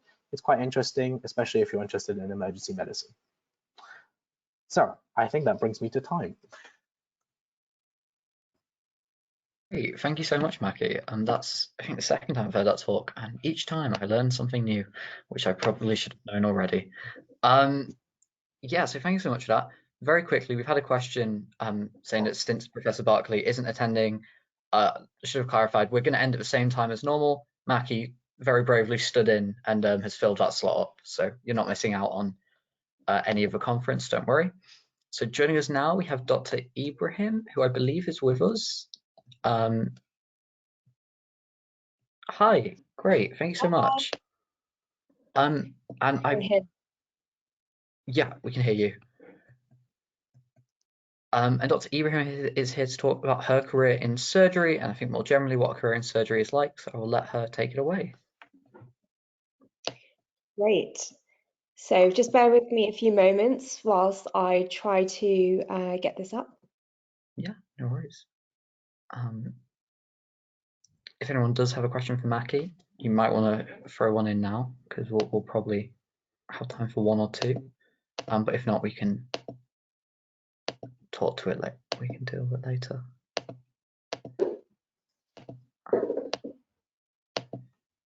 Okay, someone, Mackie, I don't know if you're an expert with this, but someone's asked how you would deal with a patient who doesn't know how to explain the pain they're experiencing. What might you ask? That's sort of the bane of my history taking sometimes. Sometimes the patient doesn't really know how to explain it, but usually you might sort of guide them. We sort of try to make sure that we don't give the patients sort of too much sort of guidance in terms of saying that, oh, is it sharp? Because sometimes that leads them to think, oh yeah, it's sharp, but it might not necessarily feel like that. Okay, so you sort of try and coax it a bit out of them, but obviously you would try to do that in a way that gives them describing it in their own words as opposed to random words. Awesome, thank you. I think, Dr. Ibrahim, if you want, one of us can present the slides, if that'll be easier. Sorry, if you don't mind, I don't seem to be getting it to work. That's fine. Yeah. Great, Cool. that's brilliant. Okay, fine. So hopefully everyone can see my slides, and thank you so much for having me today. I'm really honoured to be here. So my name is Sarah Ibrahim, and I'm a core surgical trainee in the East of England Deanery. So that's everything, including Cambridge, Luton, Leicester, lots of different places. So today my talk is a day in the life of a surgeon, and obviously, when people think about a day in the life of medicine, they forget that surgery does encompass this career. So it's great that I'm able to talk about surgery, because sometimes it's forgotten specialty until sort of later on in medical school and the start of training, when you consider surgery as a specialty. So I have been kindly invited today by Mackie to talk about a day in the life of surgery, and a little bit about me in a moment, but this is great that it's being hosted by the Cambridge Widening Access to Medicine, and I am an Royal College of Surgery ambassador, so the Royal College of Surgeons of England. So there are a number of colleges to do with surgery, and the Royal College of Surgeons of England is the one I'm associated with, and I act as an ambassador for the college. Next slide, please. So as I said, a little bit about me. Not everyone has a straightforward journey through medicine. I certainly did not, and there's lots of different pathways into medicine, into surgery, and that's something to really consider when you are in year 12 and you're thinking about the next steps. Potentially, if you are considering a career in medicine or the sciences, you might have taken A-levels in biology, chemistry, maybe some maths. So if you are considering that, you'll be like on your way to considering this career and doing the subjects that obviously you feel strongly about. And for me, I decided to do a BSc, a Bachelor of Science first in Biological Sciences. And this was great because this gave me a really strong foundation before I started at medical school. And also going to medical school as a graduate made the journey a lot more easier for me than for some of my colleagues, because as a graduate you've matured a little bit, and that way you've kind of had your fun. So so things like revising become a lot easier, and lectures and all of that. So yeah, I did a 3-year BSc in Biological Sciences, and after that, I ended up doing my medical degree at the University of Aberdeen.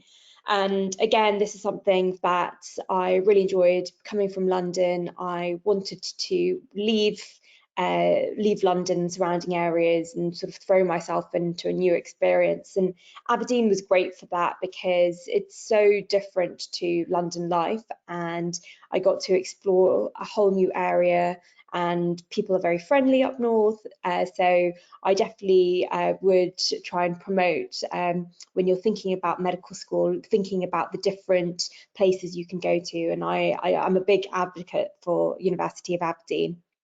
And whilst I was there, so it was a 5-year degree, we have the option of remote and rural medicine. So that's really exciting. Some people go off to like Isle of Skye, or they go to Ayr, or I went to Raigmore Hospital, which was near the Loch Ness. So yeah, there was lots of different experiences that you can get from going to new places. So definitely don't narrow your options, and do consider medical schools maybe outside of where you currently live. And during medical school, which I'll talk on a little bit more in a minute, I started to take an interest in surgery. And it's through that experience that I was able to sort of start to shape my pathway into surgery. But yeah, so 5 years of medical school, and again, in a minute, I'll talk about my elective that I did in my final year, which I know for some people, because of COVID, they weren't able to do. But I was really grateful that I had that opportunity in my final year of medicine. And so I graduated from Aberdeen, and then I applied to do my foundation years back down south, back home. And so I chose Luton Hospital. And one of the reasons that I chose Luton Hospital is because, well, I looked at the placements that I could do during my foundation years, and I wanted to ensure that it was quite surgery heavy. So I was able to do 8 months of surgery as an F1 and F2, and that obviously appealed to me. And Luton was a really good place for me because it was near to home, and I actually got to meet some of my friends who had gone to medical school in different places, who became doctors, and now we all work at the same hospital. And that's the great thing about a career in medicine or surgery, is that you can go off anywhere and you can come back to a hospital and you can meet people that you went to school with, or you met at different times doing your training. And I like that. I like the community feel with the career that I chose. So that's definitely something to think about. And I know it's a bit further down the line. So during your foundation years, you rotate around different specialties. You get a feel for both medicine and surgery, GP and psychiatry as well. And after the 2 years of foundation, students you can then apply to a certain specialty. Nowadays, there's a move where people take a year out, they do an F3 or an F4, and they go traveling, which is obviously lots of fun, and it's a good way to like boost your portfolio and try new places. So some people go to Australia and do a surgical placement there, or New Zealand. So lots and lots of different opportunities to boost your portfolio and try something different to what you've been doing before. And again, that's one of the great things about a career in medicine, is that it gives you that flexibility to travel, to see new places, and definitely something that appealed to me.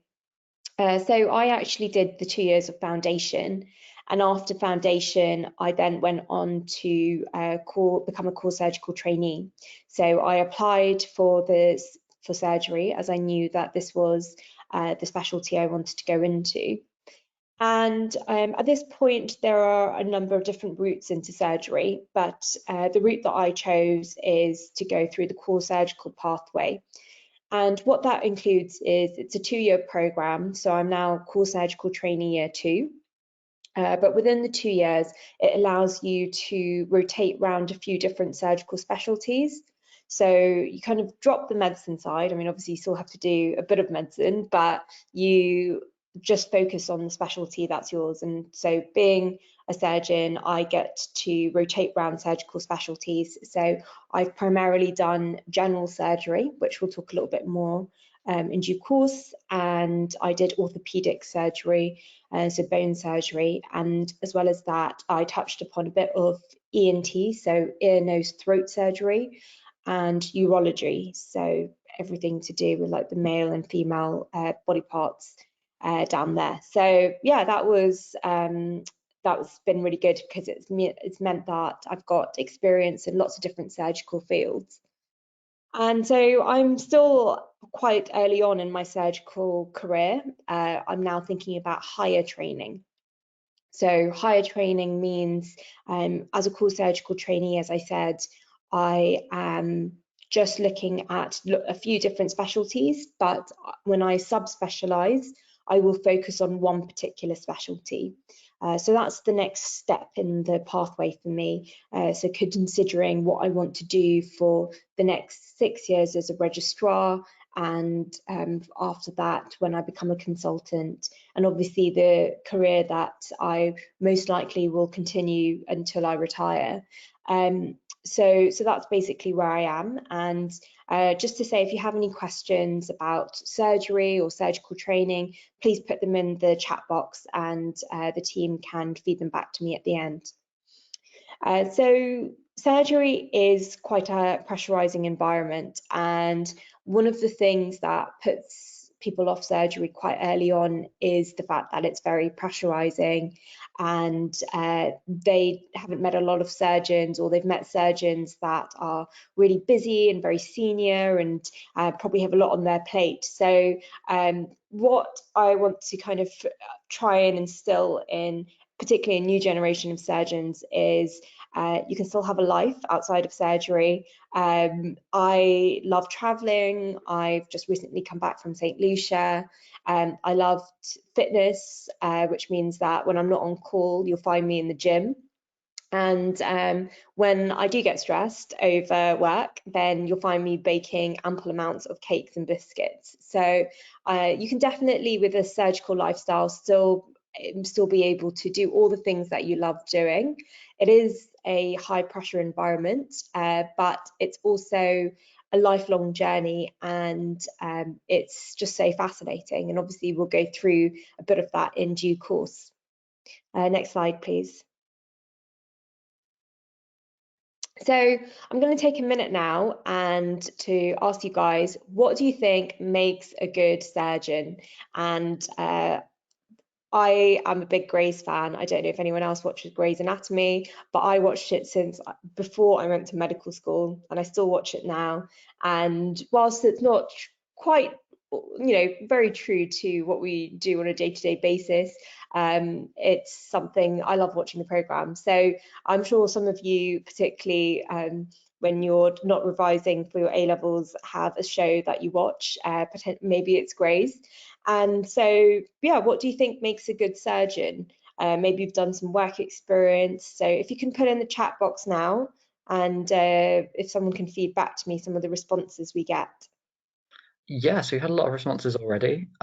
First one was critical thinking, nerves of steel, steady hands, not squeamish, effective communication, professionalism, calm under pressure, working in a team, communication skills, experience, patience, dexterity is coming up a lot.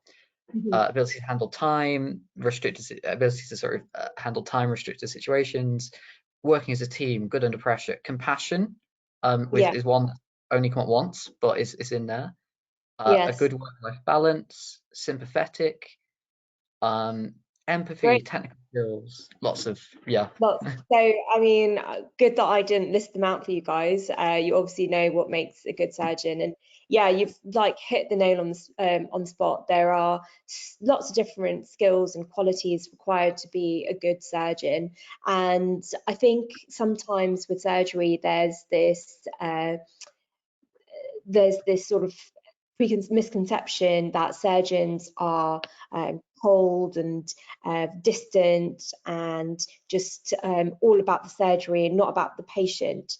And actually that's really, really not true. One of the best surgeons are the ones with good emotional resilience, compassionate and caring for their patients, and good communication.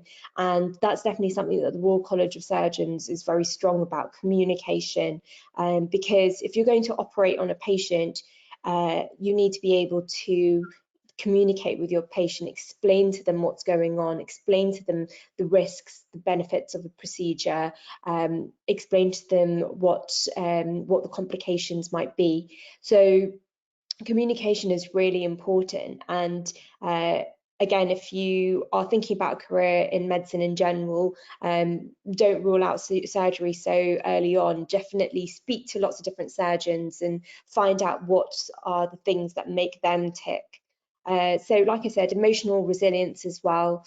Surgery can be minor operations or it can be big gory surgeries. And so interestingly, my husband is a teacher, so sometimes I tell him my stories and he tends to tell his students at school. So I've kind of figured out what things students like to hear. He was like, don't go into the nitty gritty, they don't like that, they just want to know like all the gory stuff that you do.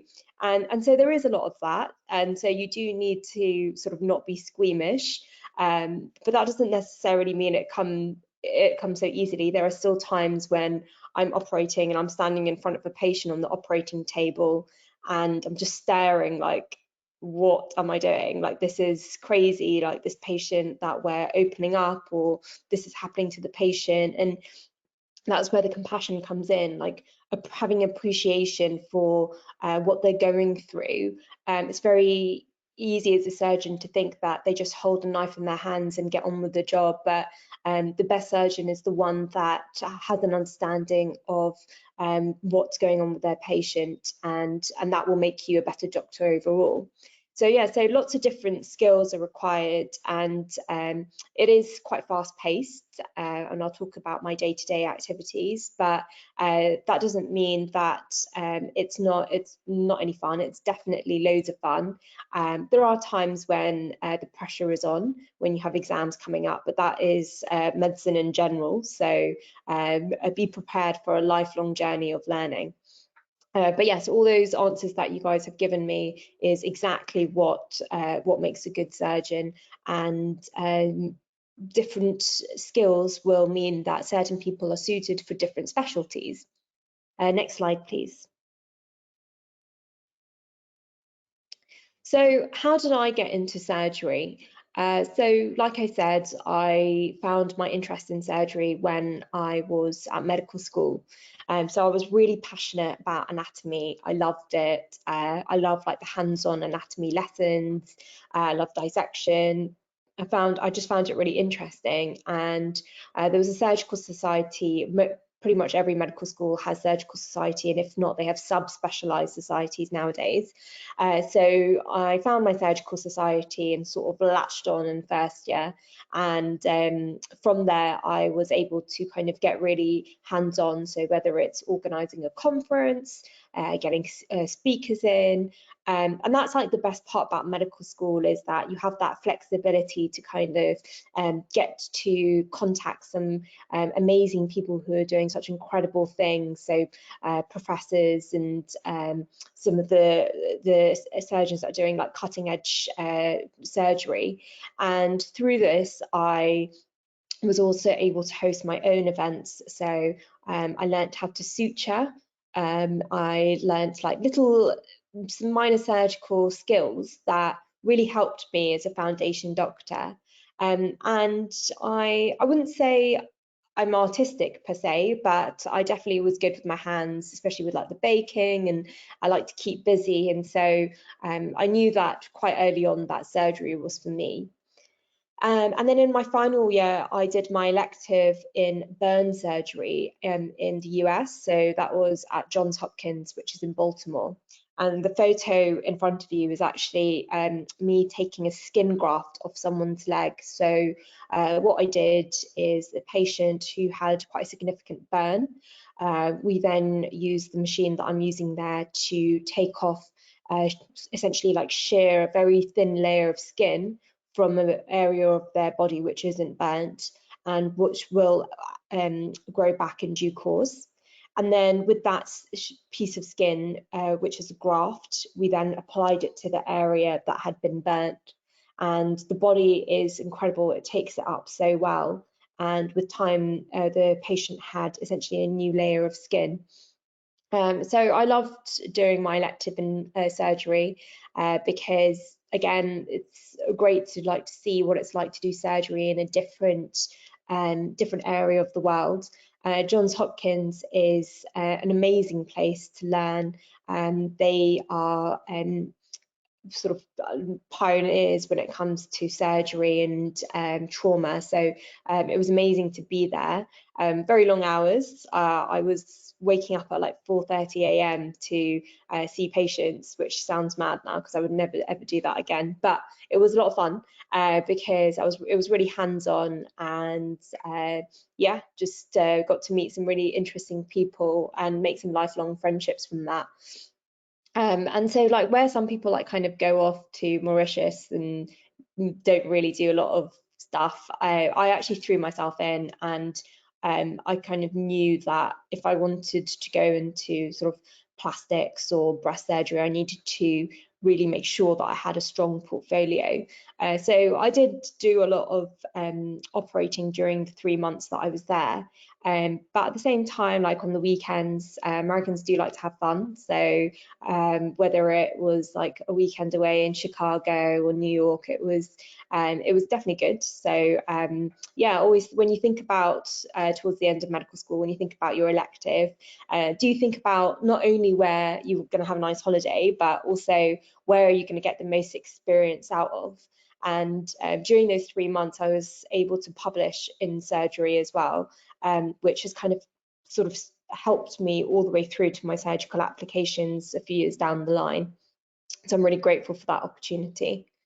And so, as I mentioned earlier, I then spent 2 years as a foundation doctor once graduating at Luton Hospital, and I did a placement in general surgery, and that was good because I got to learn a little bit more about the patients, how to manage the patients in the ward and assist in surgery. And it's quite nerve-wracking the first time you go to theatre and you're given a scalpel, or you're given a needle holder and asked to suture something, and you sort of feel like all eyes are on you. But actually, we all have to start somewhere, and you'll find that surgical senior surgeons are always very hands-on and very keen to get people to be interested in surgery. So if that's something you're interested in, if you know anyone who is in surgery, try and see if you can shadow them in theatre. That's the best way to learn. And then in terms of during my foundation years, I obviously knew that I wanted to do surgery. So I started doing a basic surgical skills course. And again, those give you the small skills that are needed to become a surgeon. So learning about the instruments, learning how to suture and close skin, so little things like that. And also with medicine, it's always, you're constantly having to learn or keep abreast like the latest developments. So you need to boost your portfolio, and the way to do that is research or leadership, that sort of thing. So what's amazing about medicine is that they don't even, and surgery, is that they're not just focused on you being a clinician. They want to know that you can be a good team player, that you can be a good leader. And often when it comes to interviews, so like the surgical interview, I tend to not speak about leadership in surgery. I talk about leadership when I've been on like the weightlifting club, or when whatever it is, something outside of medicine, because it is a high pressure environment and you want to show that you're an all-rounded individual. So whatever you're passionate about now when you're at school, remember to keep it up. If you play lacrosse or I don't know, hockey, whatever it is, try and continue to do it at medical school, and continue to do it afterwards as well, because that is what will show that you're very different to other potential surgical trainees, because you have an interest outside of medicine and surgery. So always remember that that's equally as important as the academics as well. And so once I finished my foundation years, when I applied for core surgical training, you then have to apply. So the portfolio and all the work that I've done, so my elective, the courses, the placements, that's all going to count. And then you have an interview. And the interview, again, is a mix of clinical. And again, this is not something that you need to focus on just yet. And management, so how to manage a surgically ill patient. And then that's the best feeling, is that when you've done your interview and then you get an offer and you start on a surgical training program. And for me, having gone from medical school and knowing that, oh, I really want to be a surgeon, and to get into a surgical training program, it's really exciting because you worked really hard and it sort of finally pays off, and you get to essentially every day do what you love. And that for me is great, because I was never a medic. I just I hated being on the wards, but and with surgery every day I know that it's different, and I love it.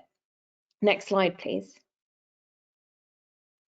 So hopefully you can see this image, but the surgical specialties. So the Royal College states that there's 10 surgical specialties, but actually there are a lot of subspecialties within that. So they kind of branch off into different fields.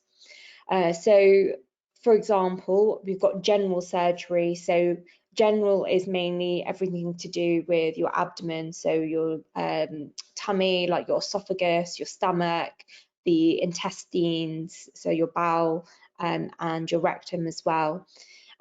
Breast surgery obviously is a subspecialty of general surgery.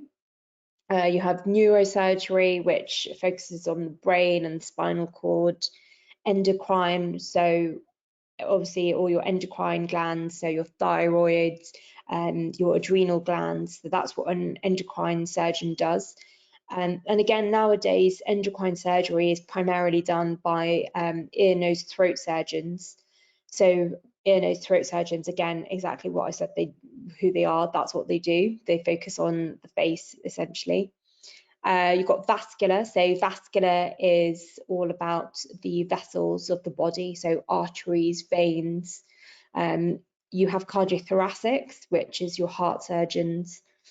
You have pediatrics. So with pediatrics, that can be like, you can become a general surgeon and then you can subspecialize in pediatrics. So pediatrics being kids, or the same with different subspecialties. So if you do ear, nose, throat, you might become an ear, nose, throat pediatric surgeon. So there's lots of different subspecialties. So for example, just transplant surgery as well, which is pretty cool. Or what other ones do they put here? Ophthalmology as well. So eye surgery. And it's all really varied. And that's another thing, I think, with doing medicine at when you are at medical school, sometimes you're not always exposed to all the different surgical specialties, and that's a bit of a shame. And now there's a move to try and get people in, to get medical students into surgery, so that they can have a better exposure and know a lot more about the different specialties that are available to them. So there's a wide variety of different things that you can do. Next slide, please. So a day in the life, and these are some really awkward photos of me, but it's really varied. So there's lots of different things that you can do. So for example, there's this photo of me in my leopard print leads. So I'm currently on orthopedic surgery, so bone surgery, and obviously when you're managing bones and you're putting them back together, and you're putting screws in and drilling, you obviously need to know, you need to see inside. And with bone surgery, you don't make big open wounds. You make a small wound, or sometimes you go directly through the skin, so you don't actually open it up and see the bone that you're dealing with. So because of that, and hopefully you should remember this from your physics, we use x-rays. So the x-rays allow us, whilst we're operating, to see what's going on inside. And obviously, because x-rays give off radiation, to protect yourself, you need to wear lead gowns. So that obviously prevents the radiation from penetrating through to your body. Hence why you wear in my case, the leopard print version of that. They're really heavy. They are really heavy. But when you're operating, you're usually having quite a lot of fun. So it means that you don't really think about the weight of the lead gowns on you. And whilst obviously being a surgeon, you can kind of be in like your own little world in the surgical department, there are times when you sort of move or you work with other specialities. So with being a surgeon means that sometimes your patients, if they're quite unwell, they might go to intensive care. So intensive care, as exposed in the media, is obviously where very unwell patients could go to be optimized. And so having had experience in intensive care during the COVID pandemic, I was redeployed during the first wave there. So I did a little Metro article on my experience there. So as a surgeon, you do get skills outside of the operating theatre, which means that you can make a difference outside of just cutting someone open as well. So there's lots to be gained in being a surgeon. So what's my day-to-day like? Obviously, it very much depends on what specialty I'm in, and different shifts have different time periods. So usually I would be ward rounding on patients that are in hospital at the time. For example, when I'm in general surgery, I would see some of the patients that potentially have had, let's say, their gallbladder out. And I would see those patients post-operatively, see how they're doing, see if they can go home, so see if there's anything else that we need to think about, if there's any other medical problems. So again, being a surgeon is not just about the surgery. You do have to keep up your medicine as well. And again, that's what makes a good surgeon, is someone that can see past the operating and knows how to treat the patient as a whole. So aside from the wards, then afterwards that's when I might be operating. So as someone that's a bit more junior in surgery, I might be assigned a list, or I can choose what lists I want to go to within my specialty. So that's a lot of fun. So it could be, for example, now I'm in orthopedics, so I might want to go to trauma surgery and get hands-on in that, or I might go to an elective. So elective means when a patient has a predetermined time for their operation. So let's say they're undergoing knee surgery or hand surgery. So I might go into one of those operating rooms. And again, by just regular exposure and showing your face, you can do a lot more and get a lot more hands-on experience. Obviously, these patients, once you've operated on them, you need to follow them up. And that's where you might have some outpatient clinics as well. So see patients, new patients maybe that have been referred by their GP, or patients that have been operated on, I might just go and see them. Teaching, so that's something that I love to do. So teaching medical students about different surgical anatomy, research as well. So again, making sure you keep abreast like the latest developments in research, and also developing your portfolio. So again, like we talked about, being a good surgeon is about being an all-rounded individual. Next slide, please. So I've kind of kept it simple with the cases, and I've just thrown in a few x-rays. So this x-ray, does someone want to tell me what's glaringly obvious in this x-ray and what is it an x-ray of? And Kieran, you can let me know what the answers are.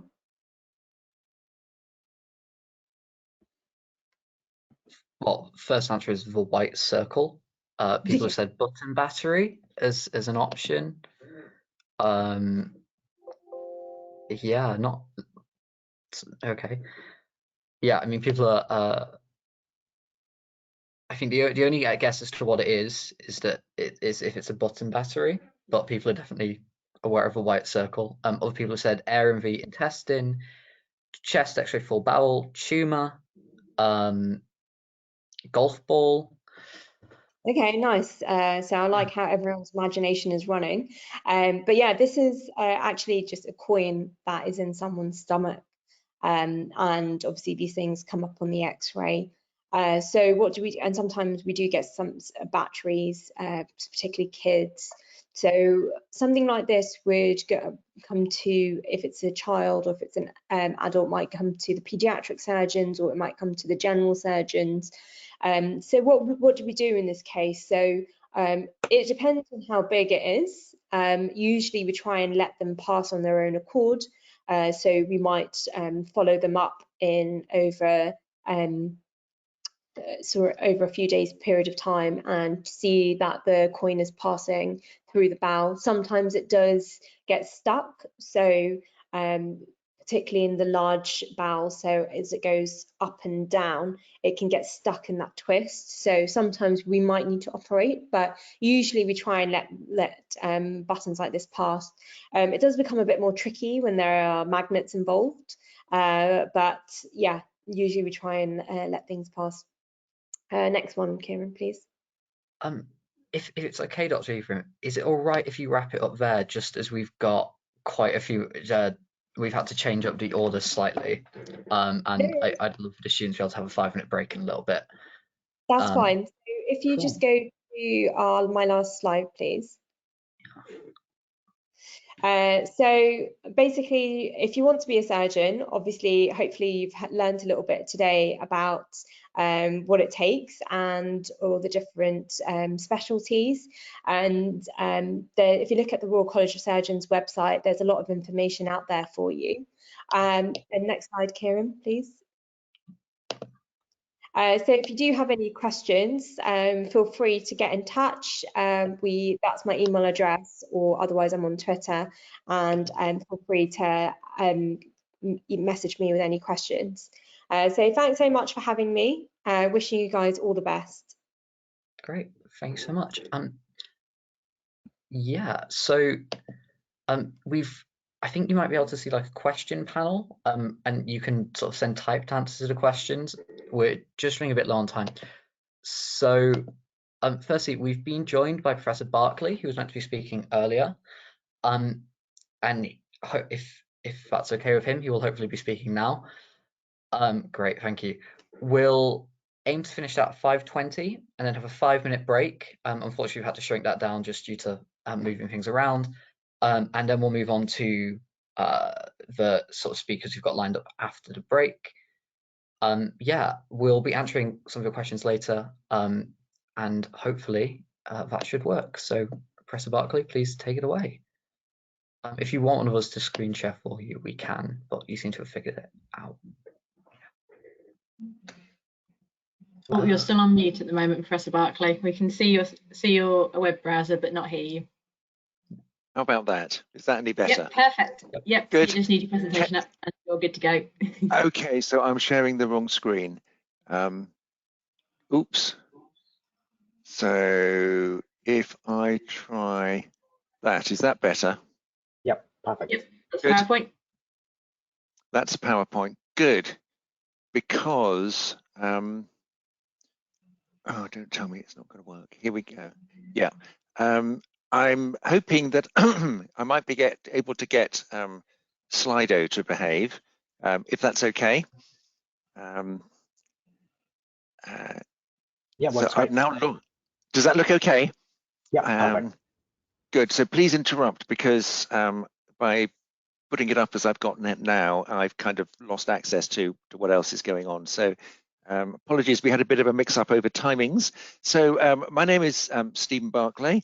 I'm Professor of Palliative Care, and I also work as a GP and as an honorary consultant in the hospice in Cambridge. So welcome everybody. It's great that you're here this afternoon. I'm also involved as a director of studies at one of the colleges in Cambridge, and we could talk a bit if people are interested about some of the sort of interview and admission process, but I think this is broader than just that sort of issue. I always like to ask the question, if you're interested in medicine, do you want to be a good doctor or a great doctor? And I wonder if you thought about the difference, because someone called Sir William Osler, who was one of the most eminent physicians, long dead now, but nevertheless a very wise British physician, said that a good doctor treats the disease, but a great physician treats the person who has the disease. So it's wider than understanding what's gone wrong with your patient into how that is affecting the person. And when I'll talk a little bit about palliative care shortly, when you come to that in particular, it becomes very acute, the pressing need to focus on those wider issues. It did also occur to me that for many people, the thought of applying to Cambridge is beyond what they think is appropriate, and they fear that they wouldn't have the knowledge and skills or ability for Cambridge. And I want to challenge that. There is this thing called imposter syndrome that is a frequent problem with medical students in any setting, perhaps particularly in places like Cambridge, that you feel that what you know is a tiny little bit, and all those other people in your lecture or in your class are world class, terribly bright, and that you are going to struggle. And I want to suggest to you that that is not the case. Part of the purpose of the interview process and the whole admissions process is that we don't want people to be struggling on the course here, but people who are offered a place here is because we feel that you will fly on the course, and that actually what you know and what you will learn during the course will actually be the same as your peers. And medicine is very much a team sport, not a competitive sport. And so we encourage people to work together, to learn from each other, and to have outside activities, of course. So what I want us to think a little bit about is, so my area of work is palliative care, end-of-life care, and I'm going to suggest, and if Slido doesn't work, then that's fine. So if you're familiar with Slido and you've got a smartphone there, then you can use the QR code.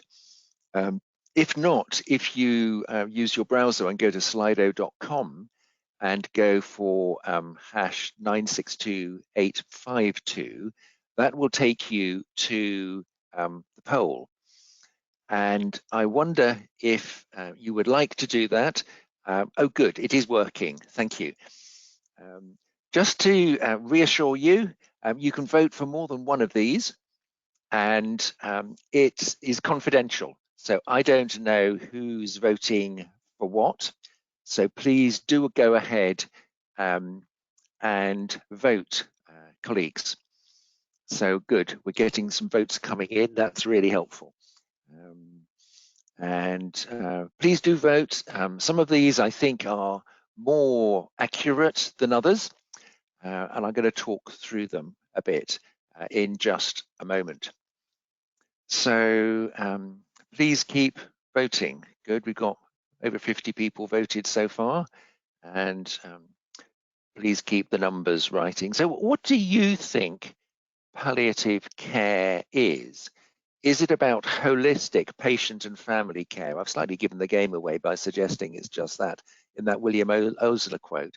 Is it really just particularly focused on death and dying and right at the end? Mostly given by palliative care specialists, so doctors and nurses who specialize in this area. Is it something that we start when there's nothing more that we can do? Or do you think it's perhaps only for people with cancer? So I'm just, by all means do keep going, but I'm just going to comment on those, if I may, one by one. So very much agree with that first statement, that this is holistic patient and family care. And we talk often about the physical, the psychological, the social, and the existential, which people may express in religious terms, but may not express in religious terms. But questions, the existential, I mean questions of meaning and purpose and what's my life been about. Concerned mainly with death and dying, I'm a bit uncomfortable with that. We certainly are concerned with death and dying, but many of our patients we are looking after have many months, maybe a few years to live. And so it can be more with living with life-limiting illness. But we don't duck the issues, obviously, around the end of life that's approaching. Third one, I don't like the phrase, nothing more can be done, because that kind of implies that you're communicating to your patient that you've kind of given up. And what I always say to my patients is there may not be further active treatment for the cancer or the heart failure or whatever problem the patient may have, but there is always more that we can do in terms of comfort to make sure that the time that's left is as comfortable as possible, even if it is shorter than we would like. Interestingly, quite a lot of us have voted for that is mostly given by palliative care specialists. That's actually not the case. Most care for people as they approach the end of their lives is given by GPs, by district nurses, by people working in care homes, and by people who are not necessarily palliative care specialists in hospital, people who care for the elderly, people who care for people with heart disease. And palliative care is very much not only for patients with cancer. It is for anyone and everyone who is approaching the end of their life. And it's not just me who is saying this is the World Health Organization, that it's about the active total care of patients whose disease is not responsive to curative treatment. And it's about pain and other symptoms, psychological, social, and spiritual. It's about quality of life rather than quantity, because if we can maximize quantity, that's great, but often that is no longer something that we can do. So we're very much about affirming life, but we regard dying as a normal process. Sadly, it inevitably comes to everybody. And like birth, death comes and is normal. We're not about the business of hastening death, and I don't particularly want to get into the euthanasia and assisted suicide, assisted dying debate today, but nor in the business of prolonging the suffering at the end of life and prolonging and postponing death when that may not be in the patient's best interests. So it's about relief from pain, integrating the psychological and social, and supporting the family. So that's very much that sort of holistic care. Now, I'm going to do another poll, if I may, which is to think about what is the most common place that people die in the United Kingdom. And I'm going to invite you to vote again. You've only got one vote on this one. So, where do you think is the most common place of death in the United Kingdom? I'm conscious, of course, while you're voting, that probably for quite a few of us on this call, issues of care towards the end of life may be something you're going through right now with family or friends, or something that you've been through recently. So I hope this is going to be helpful if you have that personal experience at the moment. So what's your perceptions in terms of where people tend to die most commonly in the United Kingdom? This is super interesting because actually the answer is not home. The answer is hospital. So every year in England and Wales, approximately 500,000 people die. And you can see here that about 40% of people die in hospitals. Only 6% die in hospices, and we can talk about that if you're interested. 21% in care homes, and 22% at home. And then there's 2% of people who die in other places that we can talk about if you're interested, but that's kind of just other places rather than hospital is by far the most common place in the UK. Now, if I tell you that 31% of all deaths in this country are from cancer, 31% from cancer, and therefore 69% are from non-cancer illnesses. So that's why the red lines here are longer than the green lines, because there's simply more people dying from non-cancer. But as you can see, the red line and the green line is longest for NHS hospitals. And there's a big issue. My research group is researching the question of inequalities. I've just told you that 79% of deaths are from non-cancer, but the latest figure is 1% of non-cancer patients die in hospices. 99% of deaths in hospices are from cancer illnesses, and there's a significant inequality in hospice provision. So I'm going to have a break in just a moment, or actually right at the end when we can ask some questions. But the old model was that you would have active treatment for the cancer or the heart failure, and then there would be an abrupt transition to palliative care. And then, of course, the patient would sadly die and you would go on into bereavement. The model is really very different now, that the options for active treatment diminish as the illness progresses. The role of a palliative care approach, whether you're a heart specialist or a chest specialist or a GP or a cancer specialist, you will be doing more and more palliative care as the illness progresses. And it's both and, not either or.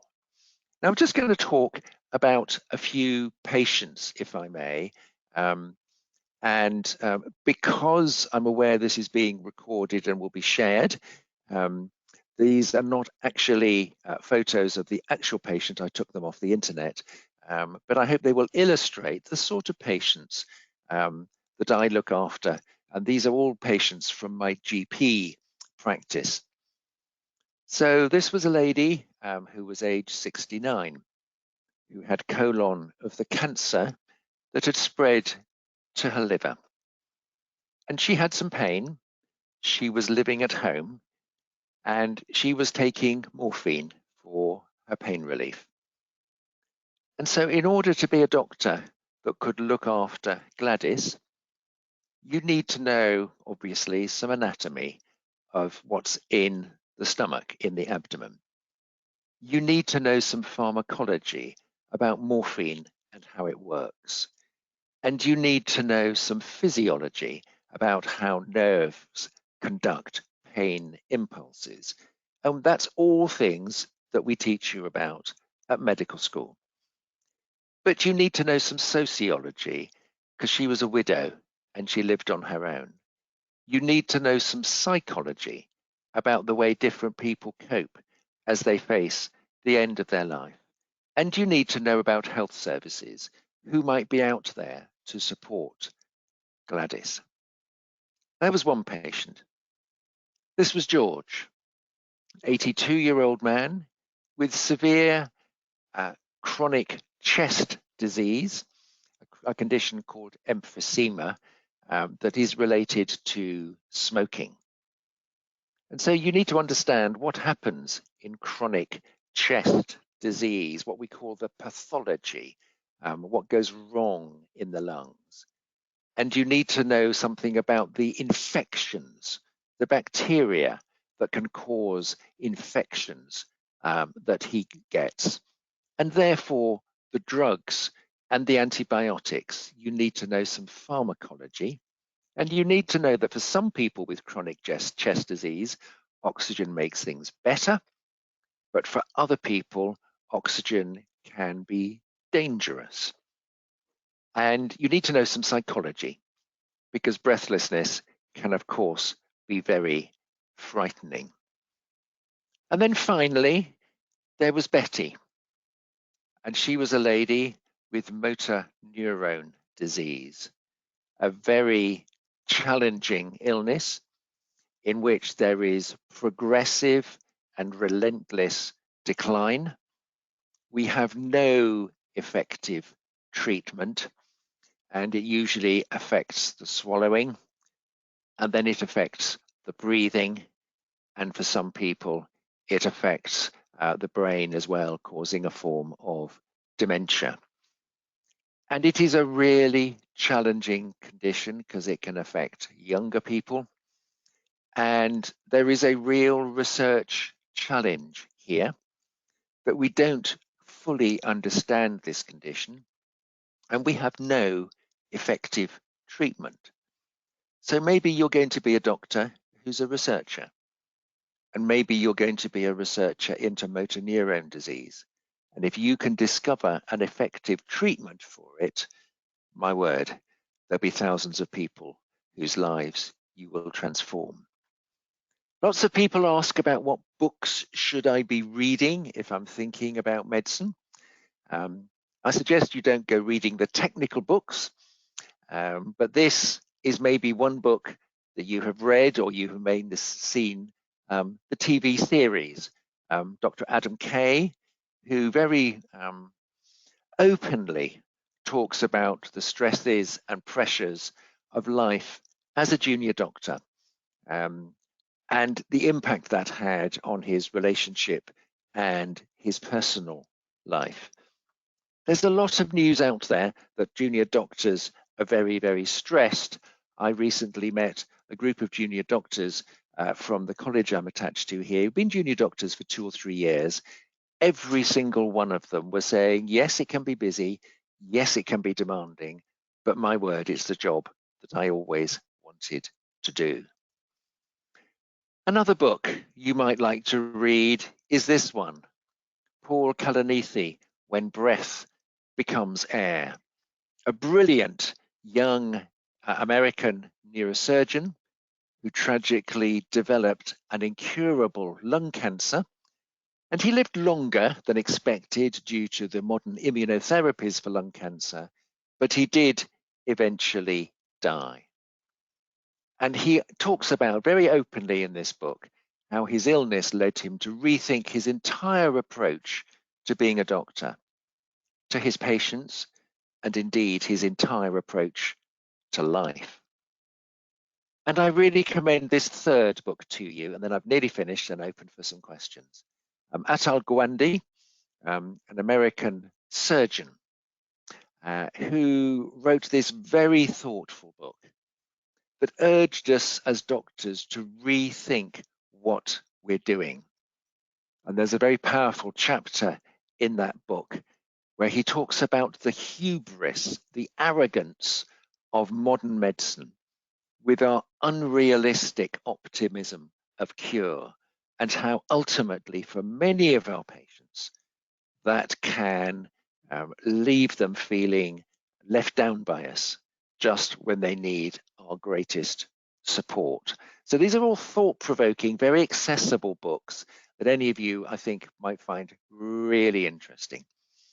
And so I just want to end with this slide, that death is very much a part of life and is not a failure. Obviously, as doctors, we want, as far as we can possibly, to cure our patients, to get them better. But if you see the death of a patient always as a failure, then as doctors, I suggest to you, ultimately, we're going to have a 100% failure rate because it will come to all of our patients. So what's our job? Is to cure sometimes. Great when we can do that. To relieve often. So there's interventions that we could do, be it surgical or medical or other things, to relieve symptoms. But always, always, always to remember that your patient is a person and they need your humanity as well as your technical skill. They need both, clearly. I hope that's been helpful. I think being a doctor is one of the greatest privileges. I would encourage you to seriously consider applying to Cambridge or other medical schools. It can seem intimidating, but we are working very hard, as with these webinars, to improve access.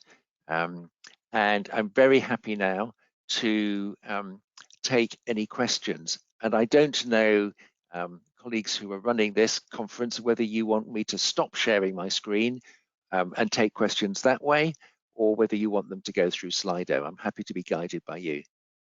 So I think we've got a couple of questions here. So thank you so much, Professor Barkley. And as Professor Barkley said, it's great if you do come to decide to Cambridge. You'll see a lot more of him in clinical school. Obviously, as a fifth-year medical student, I've seen him quite a lot, and he's obviously changed a lot of my viewpoint in terms of palliative care isn't just for palliative care specialists or hospices. It's actually for, we as future junior doctors will also be treating these patients as well, not just people who are palliative or geriatric consultants. But there's a couple questions for you, Professor Barkley. So there's a question here that says, do you ever treat patients who don't comply with their treatments or people who want more active treatment? What do you do in that case? Gosh, what a super important question. Thank you. It is one of the biggest challenges of palliative care is when the investigations and all sorts of other things are making it clear to us that we are sadly reaching the end of the road. One of the biggest challenges is communicating that to the patient. And it's very difficult to care for a patient whose disease is progressing if they're on a fundamentally different page from you, and that they're wanting third line and fourth line and experimental chemotherapy, and the oncologist is saying, look, I really feel we should be going for quality of life rather than more experimental treatments. And one of the things we do in Cambridge is we have a big focus on communication skills. And indeed, just yesterday, I was examining for our sixth year students for final exams. And I'm not going to give away any trade secrets, but there was a challenging situation with a professional actor where the student had to explain to this person that their loved one was now within hours of death, and explaining what was going to happen. So you need really good communication skills. And it takes people time to get their head around the fact that we're moving now towards a more palliative approach. Hope that helps. So there's another question that came in. So there's this person says that what's your attitudes and your colleagues' attitudes to alternative medicine and palliative care? They said they've noticed a lot of people turning to this when modern medicine says there's very few options left. So I think these sort of alternative therapies, complementary therapies, can be really helpful. We need to be careful because some of them can be very expensive and actually have no evidence base of effectiveness. But there are some treatments, for example, acupuncture has a reasonably good evidence base of being beneficial. And for many of these alternative therapies, the evidence is growing that actually what's the biggest benefit is the fact that you have a 30 or 45-minute appointment with a therapist who gives you time and undivided attention. And it may not be so much what they do in terms of the particular therapy, but actually having someone who is giving you time and focus and attention. So if we think it would not be positively unhelpful, which rarely is the case, and provided it is complementary and in addition to traditional medicine, then very supportive of that, because people are struggling to find things that will give them hope and purpose. And as long as they understand that it might give them a bit of comfort, but maybe not more than that, then all for it. And I think finally we have probably just two questions left, just based on time. How would you say you manage the emotional burden of your career? Super important question. For a lot of people, they're quite surprised when you start working in a hospice, and in the medical course, we try to ensure people have opportunity to work in a hospice. Hospices are not morbid places. They're places where obviously there's sadness around, but there can be a degree of realistic positivity, because although I can't stop what's happening to the person, there is almost always something that I can do. And it has its bittersweet rewards, in that, yes, the patient has died, but over the final period of their life, I was able to do something to make their final period more comfortable or more meaningful or whatever. And I think the other thing I would say is some of the most profound conversations I've ever had with patients have been when they're very close to the end of their life. And they look you straight in the eye and they want to talk about the dying process, or they want to talk about their regrets as they look back over their life. And it's that privilege of accompanying people. It is challenging, but it is also hugely personally rewarding. Perfect. Thank you, Professor Barclay. Just one last question. I think it's a good one to sort of wrap up, and it's something that I probably could potentially also answer as well, is that many people still view being referred to palliative care as a stigma and associate the negative connotations to it. How both as you and sort of the profession are helping to combat that sort of stigma? Thank you. Super challenging question, because the palliative care doctor or the Marie Curie nurse or the Macmillan nurse can have the connotation of, gosh, they've sent the death nurse round to see me. We are trying very hard. I mean, sometimes, we are seeing people really very, very close towards the end of their life, but we're keen to see people early. And it is not rhetoric and it's not playing with words, but we are very much in the business of helping people to have as much quality as they can, although quantity may be short. And I think when you are a doctor and you're referring someone to a palliative care team, you need to have had some sort of conversation with them first, to have explained as the heart specialist or the cancer specialist that, look, really sorry, but we're reaching the end of the road in terms of our options. And so I'd like to get my specialist colleague in to help. But these are never easy conversations. And it always helps if you, as the other specialty doctor, have broached the subject. So I hope, yes, that's the sort of answer. Thank you so much, Professor Barclay. My pleasure. If you want to see more Professor Barclay, then apply to Cambridge. You'll see him in a couple of years' time. But yeah, thank you so much, Professor Barclay, for your time. My pleasure, and my apologies for the mix-up over timing. So it's okay. Hope you have a great webinar. Yeah. Thank you so much. My pleasure. Okay.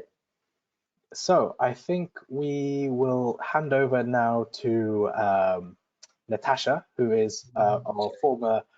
Yes. We should probably have a 5-minute break. before Yes, we'll have a quick 5-minute break. If you guys come back at 25 past, don't leave the webinar, just then? sort of Two. 25 to, is that what I Yeah. said? Sorry, yes. Fine. No, that's not what I said. 25 to, 35 past.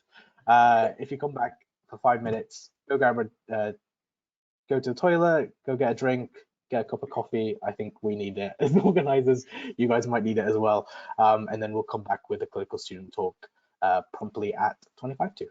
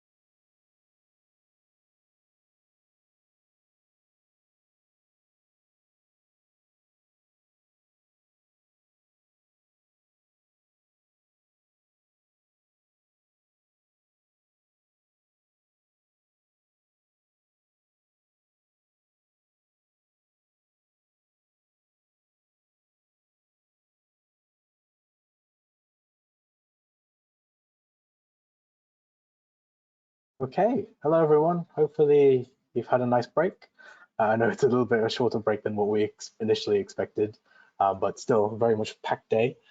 So we're going to hand over to Natasha now, who is our former CAMWAM's co-president and access officer of 2021.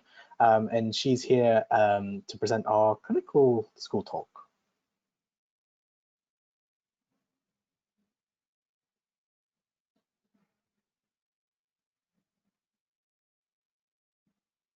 Amazing. Can people see my screen? Yep. Yep. Okay. And the slides working? Yep. Amazing. So, hi everybody. As Mackie introduced, I'm Natasha. I used to be co-president of CAMWAMS last year, and I've been asked to come back this year to talk a little bit about what it's like to be a clinical medic. I'm a final year medical student, so I've been here for 6 years, which is a really long time. I'm originally from Leeds, and as a bit of background, I went to a state comprehensive school that had never sent any kid for medicine for either Cambridge or Oxford before. So it was a bit of a shock getting in, it was a bit of a shock getting here, and now I'm here 6 years down the line, about to graduate, and yeah, it's still getting a little bit used to it, to be honest, but yeah, very happy to be here. So what's it like being a clinical medic? So I think you've just had the preclinical talk, which is kind of like the first 3 years of medicine. And then because of the way that Cambridge is split up, I'm going to be talking about years 4, 5 and 6. So the clinical course, this is a huge complicated slide and completely unreadable, but the kind of point of this is to emphasize a little bit about how the clinical course works. So as I'm sure you've heard in the preclinical stuff, you've got these 8-week terms of teaching, which are split up across those 3 years. The clinical course is a lot more like being a real doctor. So you go and have these big placement blocks where you'll be on placement for somewhere between 4 to 6 weeks, split up with teaching weeks. Couple of things to kind of highlight on here. There's lots of acute care. You get to spend time in surgery, spend time in A&E, spend time on general medical wards. It might be a respiratory ward, a cardio ward, and there's also quite a lot of specialist blocks in your 5th year as well. So you get to do neurosciences, maternal and child health, that's obstetrics and gynecology, and pediatrics as well. And there's also quite a lot of option blocks. So there's options to do research, and there's options to choose a subject that you're interested in, basically. So this is kind of a broad layout of the clinical course, lots of information, I know. Let's kind of break it down a little bit more. So there's kind of 2 bits of clinical course. Some of it you spend in Cambridge. So this is the Cambridge Biomedical Campus. This is where you spend a lot of your time as a clinical student. Main Cambridge is kind of in that circle over there, and the clinical campus is just a little bit further away. This is a great space. There is so much going on here. Addenbrooke's Hospital is the main hospital that you work at as a clinical student when you're based in Cambridge. But on the campus, there's also loads of research institutions with some really world-class research going on. There's also Papworth, which is the National Heart and Lung Hospital Specialist Centre, and they are about to start building, I think, a new children's hospital as well. So lots of stuff happening. This is our School of Clinical Medicine at Cambridge. So this is where I spend quite a lot of my time. This is a building on Addenbrooke site. It's got a common room in it. It's got a place to put your bags and a medical library as well if you want to go and do some revision or some work while you're there. When you're not based in Cambridge, you're based somewhere at a regional hospital. So there's lots of regional hospitals for Cambridge, which cover a really broad area actually. So all the way from Peterborough, all the way down to Bedford, Stevenage, and all the way across the Norfolk coast, so you can be in Kings Lynn or Ipswich. The hospitals you can be in really vary. This is a couple of pictures. There are some that are slightly better than others, but you change hospital every single year. So this means that you're going to be in 3 different hospitals throughout the region. And it's kind of, this is sort of part of being in medical school as well, is going to hospitals that maybe aren't as fancy as Addenbrooke's and don't have all of the staff, and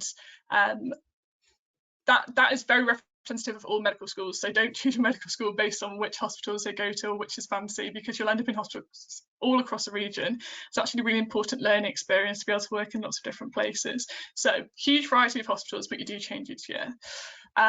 Whilst you're on regional placement, you stay in hospital accommodation. So because some of the hospitals are quite far, as we saw from the map before, some are an hour and an hour and a half drive away. So you get accommodation for during the week.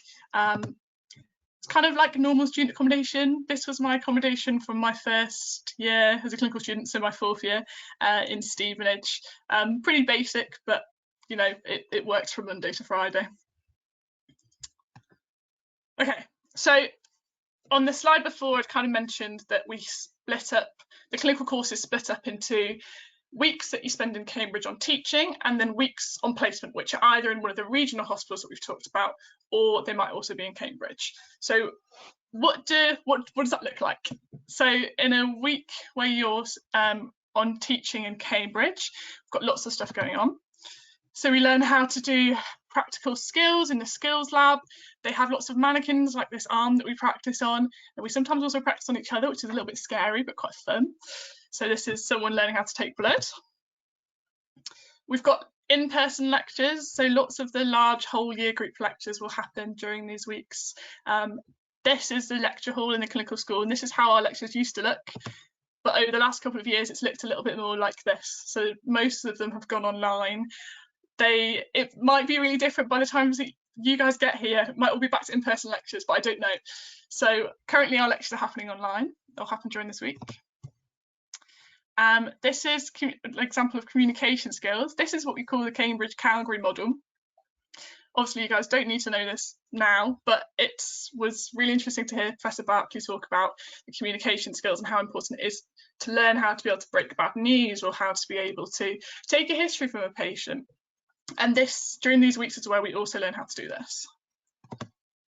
And then we learn lots of stuff as well, not just about disease and how the body works, but also about ethics and healthcare inequalities and the law around health, and also palliative care, as we were talking about with Professor Barkley.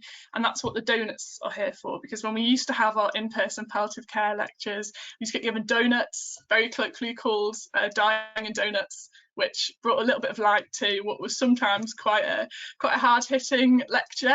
But I have to admit, now that the lectures are online, I really do miss the donuts. So Professor Barkley, if you're still there, can you bring them back? Okay, and then let's move on to talk a little bit about what happens on placement. So we've had our Cambridge teaching week, and now we're moving on to our placement.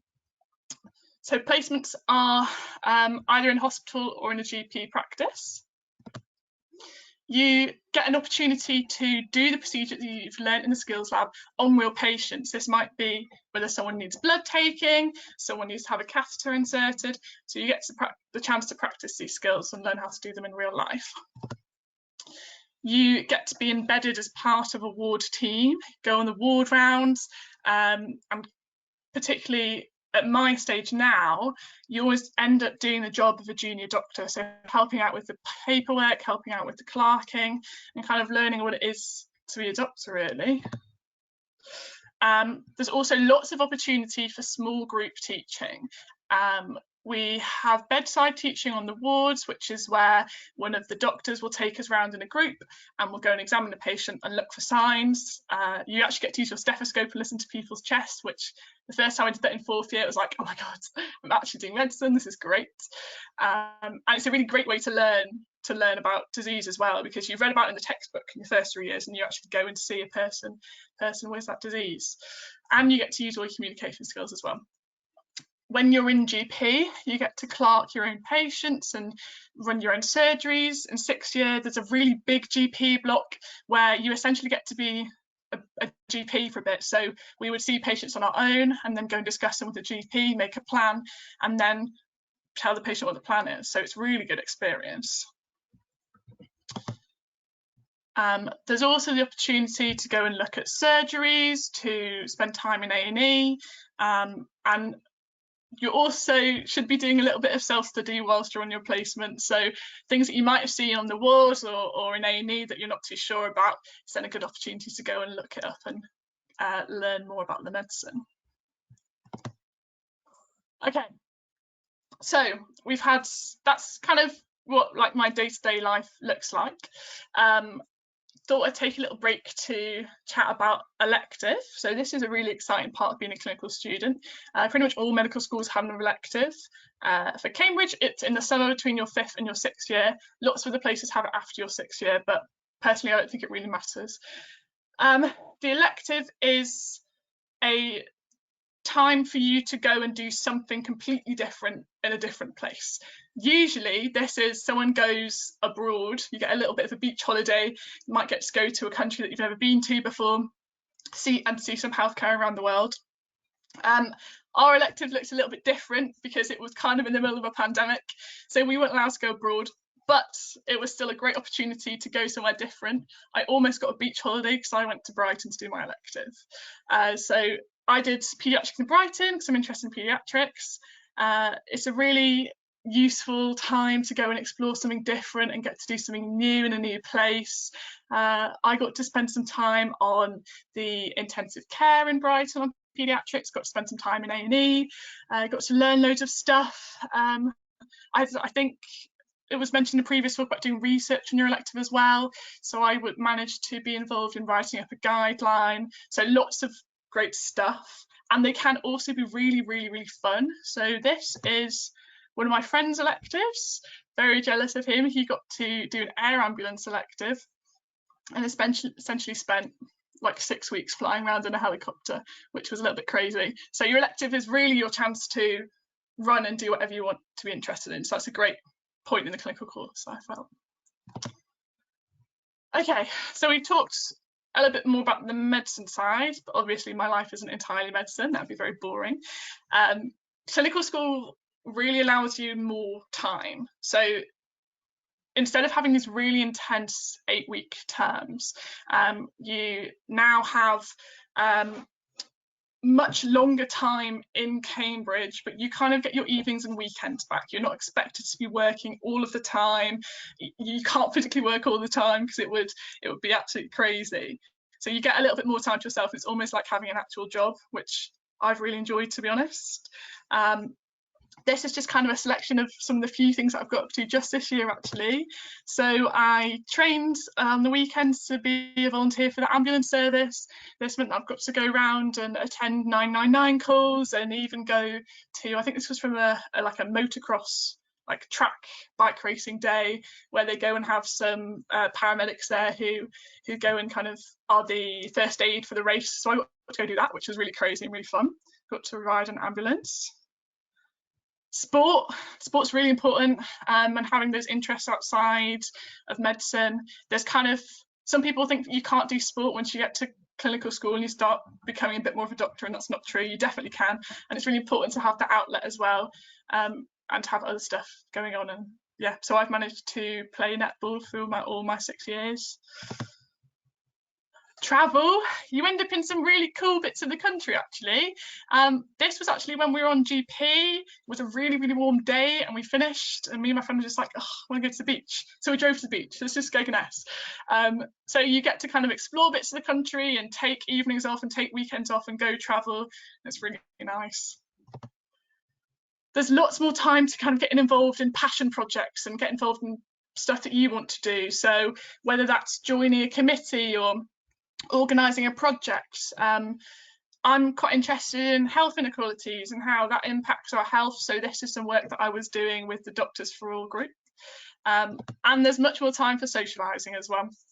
This is the committee social from our last CamWAMS meal. You can probably spot Mackie and Kieran on there. But yeah, there's lots of time to get involved in lots of different things at clinical school. Just to wrap up, because I've been here for 6 years, I've pretty much come to the end of my Cambridge degree, which is a little bit scary, but I think it's also given me quite a lot of perspective. I thought it might be useful to have maybe a bit of a realistic and honest how I found Cambridge and Oxbridge in general. As a bit of a disclaimer, this is just my opinions. Take this as you want, but I thought this is probably what I would have wanted to be told when I was applying, because everyone's like, oh, should I choose Cambridge? And I'm like, oh, I don't know. There's lots of things to think about. So that's what I was kind of going to hope to cover now. The Cambridge course is quite intense. There is more of a emphasis on lots of the biological and the basics of chemistry and the pathological processes than I think you get at other medical schools. This kind of has pros and cons. It's meant that I kind of can now, if I want to go and do research or want to go do a more like pathology research or something like that, it gives me those basic science understanding skills that I can do that. However, it does make the course very, very intense. There's lots of learning and lots of big drug names, and quite importantly as well, Cambridge tends to have more exams than other medical schools do, and the focus of these exams is quite often more biological or pathological than other medical schools. So this is kind of a take it as you want. This works for some people, doesn't work for some other people. There's slightly varying levels of support throughout the medicine course. Cambridge tends to have really good undergraduate support. So for years 1 till 3, you're in a college, you've got people checking up on you regularly, you have small group supervisions, there's lots and lots of contact and lots of points of reference and points of help as well. And people tend to pick up quite quickly if you're struggling. Once you get into clinical school, you move out of college, you're living in your own house, you're off around the region, and most of the people you meet, you often don't meet again. There's a less of an expectation for you to be somewhere, you know, like people don't know you're meant to be places. So sometimes people can get a little bit lost in that, and the levels of support across the clinical school can vary. Some people have had good experiences, but some people have also not had great experiences. I don't know if this is better than another medical school. I think potentially because of the way that Cambridge sets up the college system, once you get through to clinical school, there's not quite that inbuilt welfare system that there might be at other medical schools. But I think it's something to consider when you're looking at medical schools, is what's their welfare system like? And if something goes wrong, who's there to support me?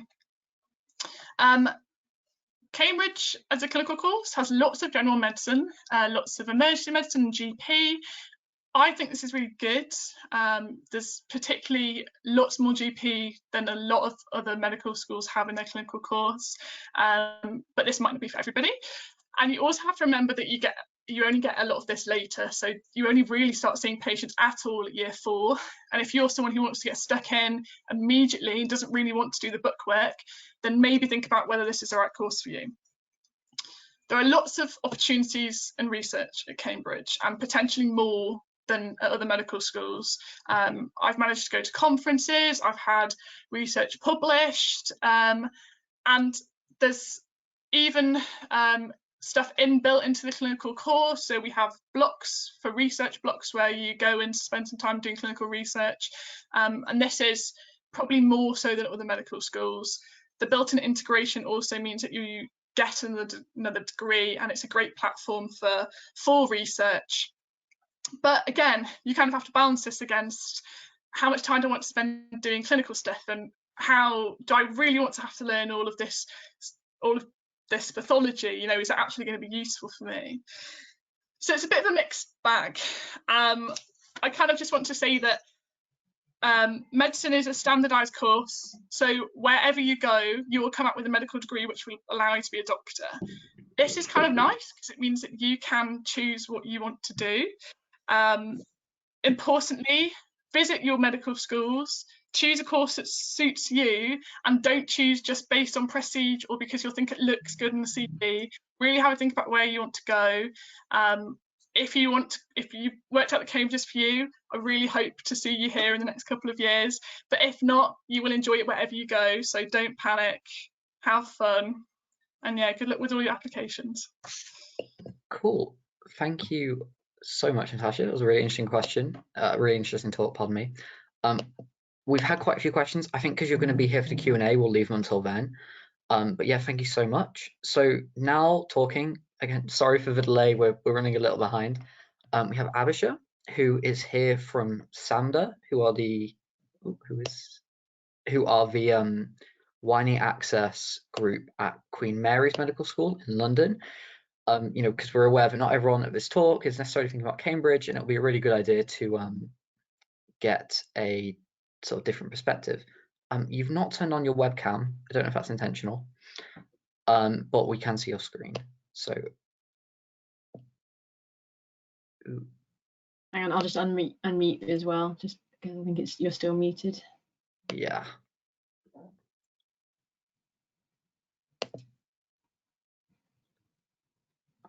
Yeah, sorry. I haven't actually used this Go webinar thingy before, so. Fine, don't worry. Oh, how do I? If we do this, you might have something pop up to turn on a webcam. Yep, I've just sent a request through. Oh, can you do that again? Yep, give me 2 seconds. Try now.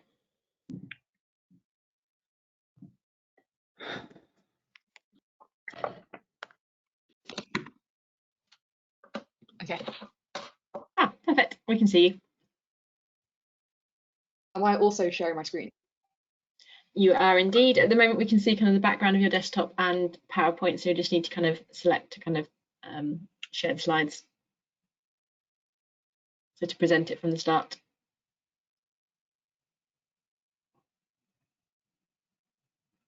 Perfect. All good. Can you all see the slides? Sorry, I'm not sure. We can indeed. Right, okay. So, hello, my name's Abisha, and I'm a third-year medical student at Barts. So, yeah, I'm going to be speaking about a day in my life. Ooh. Okay, so well, actually, first I'll start by speaking about years 1 and 2. So these are considered preclinical years at Barts, and I mean, similar to other universities, we have like mainly lectures and PBL-based teaching.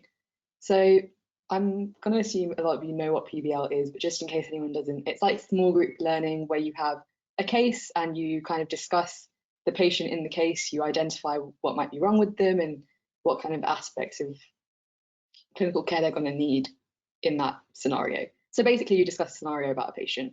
We have a lot of PBL-based teaching at Barts, so yeah. And alongside that, we also have like anatomy practicals, physiology practicals, and clinical skills sessions that's kind of focused on how to do like examinations, like the cardiovascular examination, abdominal examination, respiratory examination. There's a lot of examinations, but you cover those in the first 2 years. And those sessions happen like once a week, in addition to lectures and PBLs twice a week. We also have something called the SSC, which is the student selected component. So you can choose kind of to do, this can literally range from like, some of the SSC modules will be like doing yoga, painting, how we can use art and therapy, things like that. But there's also some more clinical ones, so you can do some surgery based SSCs to get to watch some surgery in your first and second year. You can also do dissection. So a lot of our anatomy is prosection. That means the specimen's already been cut and we just look at it, or the lecturer does it in front of us. But if you choose to do a dissection SSC, you actually be able to dissect the body yourself, and that can be really helpful for learning. MedSoc is something that's quite specific to Barts, and one of the reasons why Barts kind of says that they aim to integrate clinical teaching from the beginning, because basically what it is medicine in society. You go to a GP practice once, I want to say it's once every 2 weeks. And while you're at the practice, you're there from like 9 to 5 for the whole day, and you're able to see patients, speak to them, take histories from the patients, talk to them about their conditions. And yeah, you basically spend the day in GP with your GP tutor. And usually these days are themed, so it's not quite like you're meeting random patients. Usually it would be the GP will ask specific patients if she knows in her, like if they already have some patients in mind who'd be suitable for your learning, they're more likely to bring those patients, and then you can learn how to take histories from them. Sometimes you get to practice your clinical skills. So using the stethoscope to listen for murmurs if there's a patient the GP knows has a specific murmur or like heart condition or asthma or something. That's kind of what MedSoc is about. And it's really like in those preclinical years, MedSoc is really interesting because you get to see patients, you get to kind of implement the stuff that you're learning into practice. Yeah, okay. And yeah, I'm in year 3, so I'm going to focus, this is mainly about year 3. I don't really know about the other clinical years, but this is our first official clinical year. And it's pretty much the entire year is essentially placement. At the beginning of the year, we have 7 weeks of teaching. So in those 7 weeks, we have 3 lecture weeks where we literally had like something close to 100 lectures in like 3 weeks. It was a lot of lectures. And then we had some clinical skills teaching for 2 weeks. So we learned how to do venipuncture, so that's taking blood, and cannulas and catheters and ABGs and lots of clinical skills that we learned right at the beginning of the term. And then after that, we pretty much don't really have lectures for the rest of the year. We have these things called integrated placements. So our first placement is 8 weeks long. And then we had like 3 teaching, actually we did have some more teaching. We had 3 more teaching weeks in the middle. And then we had our second placement, which was like 10 weeks long. And then now in the summer term, we get my final placement, which is basically about another 8-week-long placement that will lead us right up into exams. So at Barts, your clinical years are very, very placement heavy. You spend a lot of time in the hospital.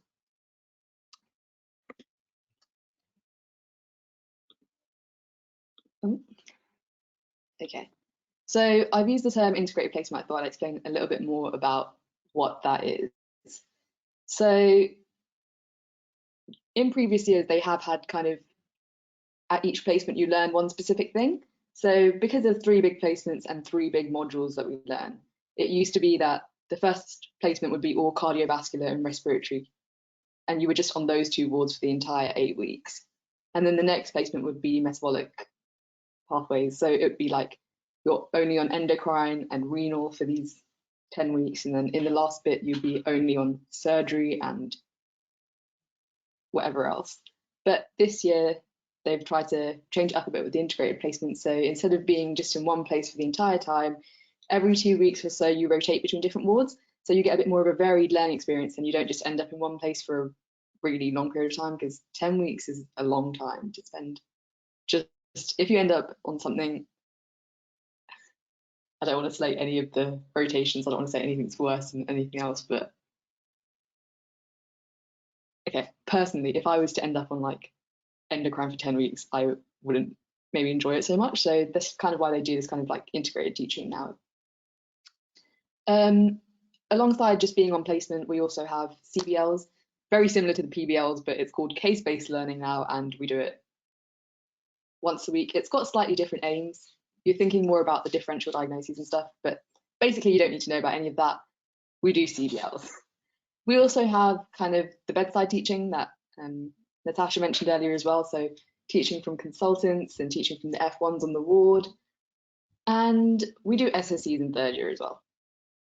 One thing that Barts really makes us do like quite specifically is a logbook. So there's a certain set number of things that you have to do. So you have to do 8, for like an 8-week placement, you would be expected to do 8 clinical exams.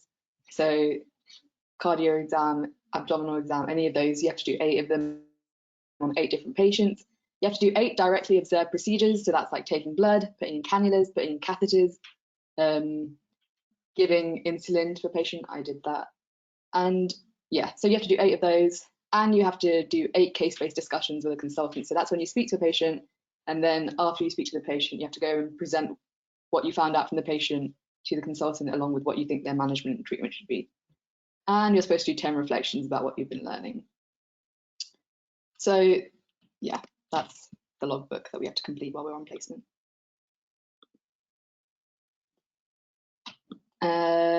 This is kind of like a timetable that you might have for a week. It also depends on the hospital. So we have kind of in-firms and out-firms. So in-firms are hospitals in London. So the Royal London, Barts in London, Homerton Uni Hospital, Newham Hospital. Like these are the kind of hospitals that are in London. In those, there's generally more students. So because of COVID this year, we've had to split the year group into 2 halves. So we don't get to be on the ward every single day. Instead, like you have 2 days on the ward, 1 day in GP placement. Oh, that's another thing. We have GP placement as well in 3rd year. And then 1 day where you just get teaching. So that's usually Wednesdays. You just have like online teaching from your consultant. And then on Mondays, you tend to have like CBLs and clinical skills teaching. So it's not 5 days a week at the hospital if you're in London, but if you're on an out firm, so that's outside of London. So those ones will be in like Chelmsford, Southend. Southend's really nice, yeah, to be by the beach. There you tend to go in every single day and you have placement 5 days a week. So you do get a bit of a varied experience depending on the hospital you're in, but I would say overall, like everyone has a very similar learning experience. This is like this is a timetable I had for 1 week while I was in radiology. Honestly, that timetable was not very representative of like a normal ward because it was radiology and they don't have a radiology ward. So we kind of saw a lot of CT scans that were being done, and then we saw a lot of ultrasound. Like these are like kind of clinics that the doctors are in. But basically, what I'm trying to get across here is that you are expected to be on placement from about 9 to 5. Surgery starts a bit earlier, so I'm in vascular surgery at the Royal London for my next placement starting on Monday. So I have to be there at 8, which isn't, I mean, it's not that bad, but it's kind of long. But on the side, I've written some of the more typical things that you might expect to do in the day. So in the mornings, there's usually like an MDT meeting. So if anyone doesn't know, that's multidisciplinary team meeting. So the nurses, the juniors, the consultants, the reg, all the different members of the team will be there kind of doing like a handover, just going over the different patients and stuff like that. Afterwards, there'll be like a ward round. Usually, like you might follow the ward round for a bit.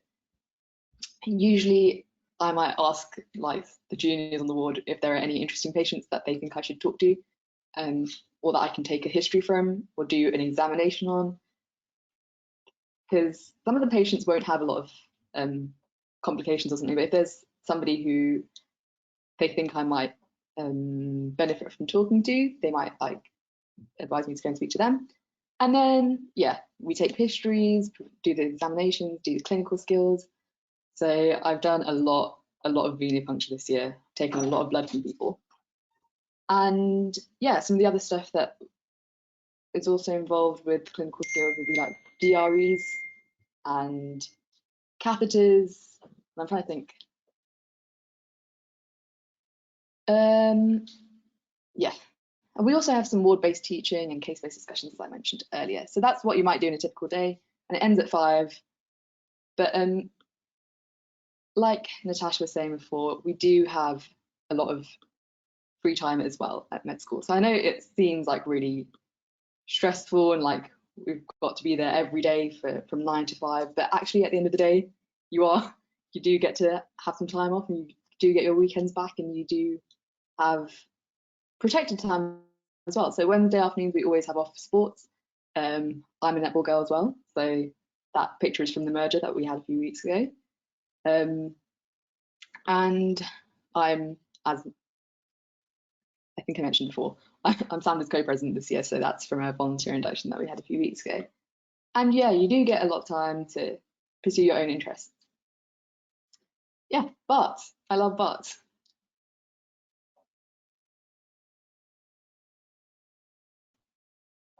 Okay, wonderful. I don't know Thank if you so anybody much. has any questions or anything, but Yeah, if you do have any questions for Abisha, feel free to sort of send them in.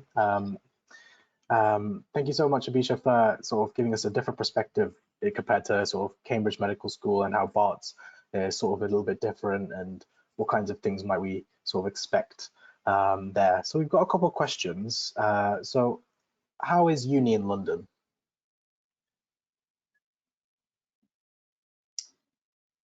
I mean, just like generally, how is uni in London? Like, Yeah, that's just the question. okay, well, I was born in London. I grew up in London. I love London. So I think uni in London is the best. Like, London's vibes are unmatched by anywhere else in the country. And I don't really know, like, I don't care what anyone says. I love London. Also, actually, one of the things that I really like is that we have a lot of like unity with the other London medical schools. like GKT, RUMS, like there's a lot of inter-uni, UCL, Imperial, King's, Barts. We get on. We seem like we don't, but we do. And then just one last question, is there still, I mean, you've already sort of alluded to it, but is there still a strong sense of community in Barts? Yeah, like Barts is getting bigger this year, to be fair. We're getting more students coming in, but it's not, the campus is quite like small in the sense that like there's a lot of people that you see on placement again and again, and so you do end up building like this community of like, we're based kind of like far enough from the other London med schools that we stick together a lot. And there's a lot of places, like a lot of like, the campus is a very campusy feeling to it. Okay, perfect. Thank you so much, Abisha. So I think we're going to hand over now to Dr. Feinstein, who's our senior, who was our senior treasurer for one of our widening access societies in the past. I don't know if she can hear me at the moment.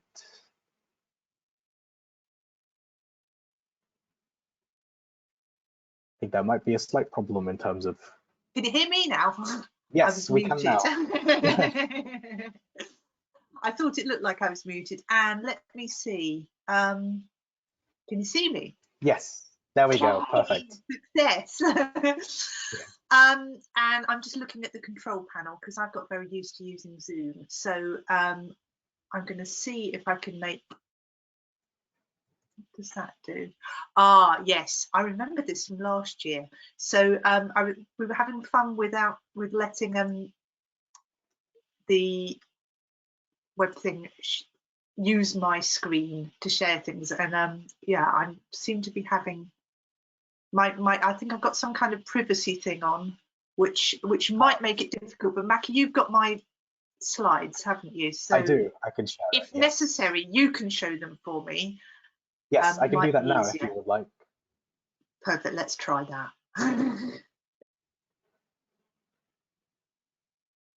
Okay. And I'm unmuted, so you can all still hear me, hopefully. Yeah. Brilliant. Right, well, hi everybody. My name's Elizabeth Fistine. As Mackie said, I'm the lead for ethics and law at the medical school in Cambridge. I'm a psychiatrist by my specialism. I've been a doctor for 25 years. I'm very happy with the shout out to Chelmsford earlier in Abisha's talk, town of my birth, and I went to medical school in London, so I've got different perspectives here. So, bit about me. Also, I was first in my immediate family to go to university, so widening participation is a topic close to my heart, and that's why I'm really honoured to be able to be part of today and to talk to you all. So I'm going to talk about medical ethics, partly because I think it's really interesting and I take any opportunity I can to talk about medical ethics. It's my kind of academic subject that I do alongside my clinical work. I did a master's, I did a PhD in the topic. I'm a glutton for punishment, but also partly because it's something that comes up quite a lot in medical school interviews. So I want to give you a bit of a framework that if you get an ethics question in a medical school interview, you can use to talk about the problem. There's often a few possible answers, and what interviewers are looking for is, can you think on your feet and can you reason through a problem? Because we encounter really complex problems in our clinical world, and we need a way of handling them. So that's what I hope to do with you this afternoon in a kind of whistle-stop tour of medical ethics. So Mackie, if you could go to the next slide. Lovely. And this is going to be an animated one, so I'll just tell you to forward, but I'm going to give you some examples of ethical questions that we might encounter in the clinical world, in the hospital or in a GP surgery. So Mackie, if you can press forward. So one example is, what should I do if a patient tells me something that makes me worried that someone is at risk of harm? Now, it might be I'm worried that my patient is at risk of harm, that they are not having a treatment that I think they need. Or maybe I worry that they're at risk of harming themselves deliberately. But they might also tell me something that makes me worried that someone else is at risk of harm. Maybe I'm worried that they've got an infectious condition that they might pass on to someone in their family. Or maybe I'm worried that they have memory problems and they might leave the gas on and cause an explosion. There's all sorts of ways in which health conditions can impact on people around us. And I've got to think about how my duty of confidentiality fits with my duty of care to people. So when do I share this information to protect people, and when do I keep it to myself to preserve my patient's trust in me? I've got to balance that up. Mackie, next one, please. So another kind of ethical question, should question. I've got a patient who wants to stop the kidney dialysis that keeps them alive. I really faced this situation with a patient of mine. It was really difficult. And I've got to balance, I guess, on the one hand, normally we put a lot of respect on what we term autonomy. So respecting what people want, not forcing people into situations that they don't choose. Equally, we put quite a lot of weight on preserving life. That's why a lot of us want to go into medicine, save lives. We get very enthusiastic about saving lives. Is that always the right thing to do? It can be difficult. And my last kind of ethical question I've got as an example, this is a really everyday one. So the first two were quite dramatic, but this one happens all the time. I'm doing a clinic, I've got a busy clinic, lots of patients to see, and someone comes in, they're really upset, they're quite tearful. So do I spend longer with them and make sure they're okay? Even if that makes me late for my other patients, then maybe means they have less of my time. I've got to allocate resources appropriately and fairly to everyone who comes into clinic that day and everyone who needs me. So resource allocation, choice and autonomy and consent, confidentiality and trust, these are all the kind of things that we need to be thinking about day to day in our work. So next slide, please, Mackie. Now, how on earth do I work out the right thing to do in those situations? And I think it's all about process. So it's not about trying to find the right answer, because often there's a few answers that might be reasonable, and maybe one or two that really wouldn't be a good idea. And I find that as long as I focus on following an appropriate process through, then I can trust where I end up. It might not be where everybody else would end up, and I'll explain a little bit why I think that is, but I can justify my thought processes, my reasoning, and therefore the outcome that I get to. If I'm called upon to account for what I've done, I can say, well, this is what I did and this is why I did it. So Mackie, if you want to, so this is just going to probably recap what I've just said, but sometimes there is no obvious right answer. And next point. Yeah, this is important. Sometimes what you think is right, sometimes what you thought was the right answer to those questions that I posed on that first slide isn't what I think is the right answer. Or maybe what a patient or a patient's loved one thinks is the right answer. That's an interesting feature of medical ethics. And next point, please, Mackie, because we might both have a good point. There are some situations where reasonable people can reasonably disagree about things, and it's best not to be too concrete here. When I'm interviewing for medical school, if people are really concrete and can't see other people's points of view, that's a bit of a red flag for me. I worry about them. I worry about whether they're going to be able to be good doctors. So let's move on. Next slide.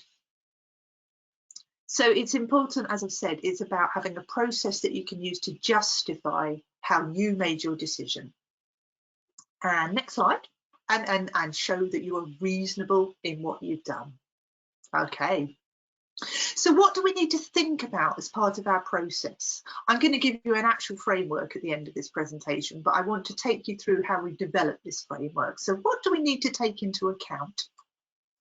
Well, let's have the next point. One thing is our legal obligations, what the law says we as citizens have to do. Next point. This is our professional obligations. This is what we as doctors have to do, or even as medical students. You have certain obligations that people studying other subjects don't necessarily have. And all our medical students sign something called the Medical Student Register, and you can have fitness to practice procedures in your university as medical students even before you qualify. So it's important that you understand there are certain obligations that go along with the privilege of being able to look after people and learn from people in a difficult time of their life. And the next point, ethical principles. This is what I really want to focus on with you. So I'm going to do a whole slide about that, don't worry. And the fourth thing that I think is important, that's the values of the people who will be affected by the decision. And this is what I think is a bit unique about the framework that I use. So it's not just about ethical principles, it's about thinking what's really important to the people who are going to be affected by my decision. What would they want me to take into account? Values can be different. They can be shaped by things such as our cultural background, maybe any religious faith that somebody follows, just personal philosophy and what matters to people. For some people, living a long life is really important. For some people, they're here for a good time, not a long time. So it's about quality of life that's really important to them. Brilliant. Mackie, now's the time to move on. So in terms of professional obligations, I just want to point you to the General Medical Council's website, where they publish all the principles of good medical practice and those main bullet points there about everything that a good doctor needs to be able to do. I think that's worth looking at even before you go and apply to medical school. It's the sort of thing that if you can show you've looked at that at a medical school interview, that's going to impress people, that you know what's expected of doctors by society. Next slide, please, Mackie. So I promised I'd talk a bit about ethical principles. You may have heard some of these before, but this is, I think, a really useful framework developed by two American philosophers, Beecham and Childress, and they developed what they think are 4 mid-level principles that they think are common to a lot of different schools of thought in moral philosophy we can apply to medicine. So they say, when you've got a question, what should I do? What ought I do? What's the right thing to do? Just like those questions I shared with you at the start of this presentation, there are 4 things that are important to consider. I don't think these are the only things that are important to consider, but this is a really nice framework for making sure you don't miss something important. So one is about the duty to respect autonomy. So ask myself, what does my patient want? What would my patient choose? But of course, for some people, that's more important than others. So I might put a lot of weight on what an 18-year-old wants, less weight on what an 18-month-old wants, because they're not in such a position to make a choice for themselves. The next one is beneficence, the duty to do good.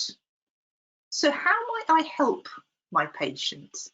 And sometimes that's in conflict with what my patient wants. So what I think is good for my patient might be different to what my patient wants, and I have to balance those 2 things. But this is where my learning and my skill comes in, because I can give my patient a menu of options that I think will help them, and then they can choose from that menu.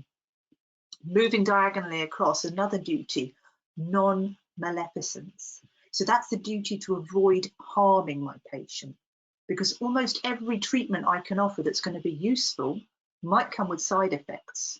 And I want to avoid those side effects if at all possible. I don't want to do my patient more harm than good. So I've got to balance up what on balance is going to do more harm than good for my patient, particularly if they want something that I think is going to do more harm than good. Right, how do I square that particular one? And my 4th principle, what would be fair? and what would show respect for my patient's rights. So if I'm going to treat my patient differently to other patients, do I have a good reason for doing that, or am I discriminating in a way that's not justifiable? So my patient at the beginning who's upset, if I spend more time with them and less time with other patients, can I justify doing that? Do I have a good reason for spending different amounts of time with different patients? And I think sometimes I do, because different people have different levels of need. But there are other reasons I wouldn't discriminate on the basis of the colour of someone's skin or their gender, for example. So those are 4 ethical principles. Next slide, please, Mackie. And then I just want to talk a bit about values. I think this is, once I got to grips with this, it's really helped me understand why a lot of ethical dilemmas occur. And it's because we think often, all our decisions in medicine, we think it's applied science. It's all based on fact and clinical evidence. A lot of it is, and that's a really good thing. And that's why you spend a lot of time at medical school learning about science.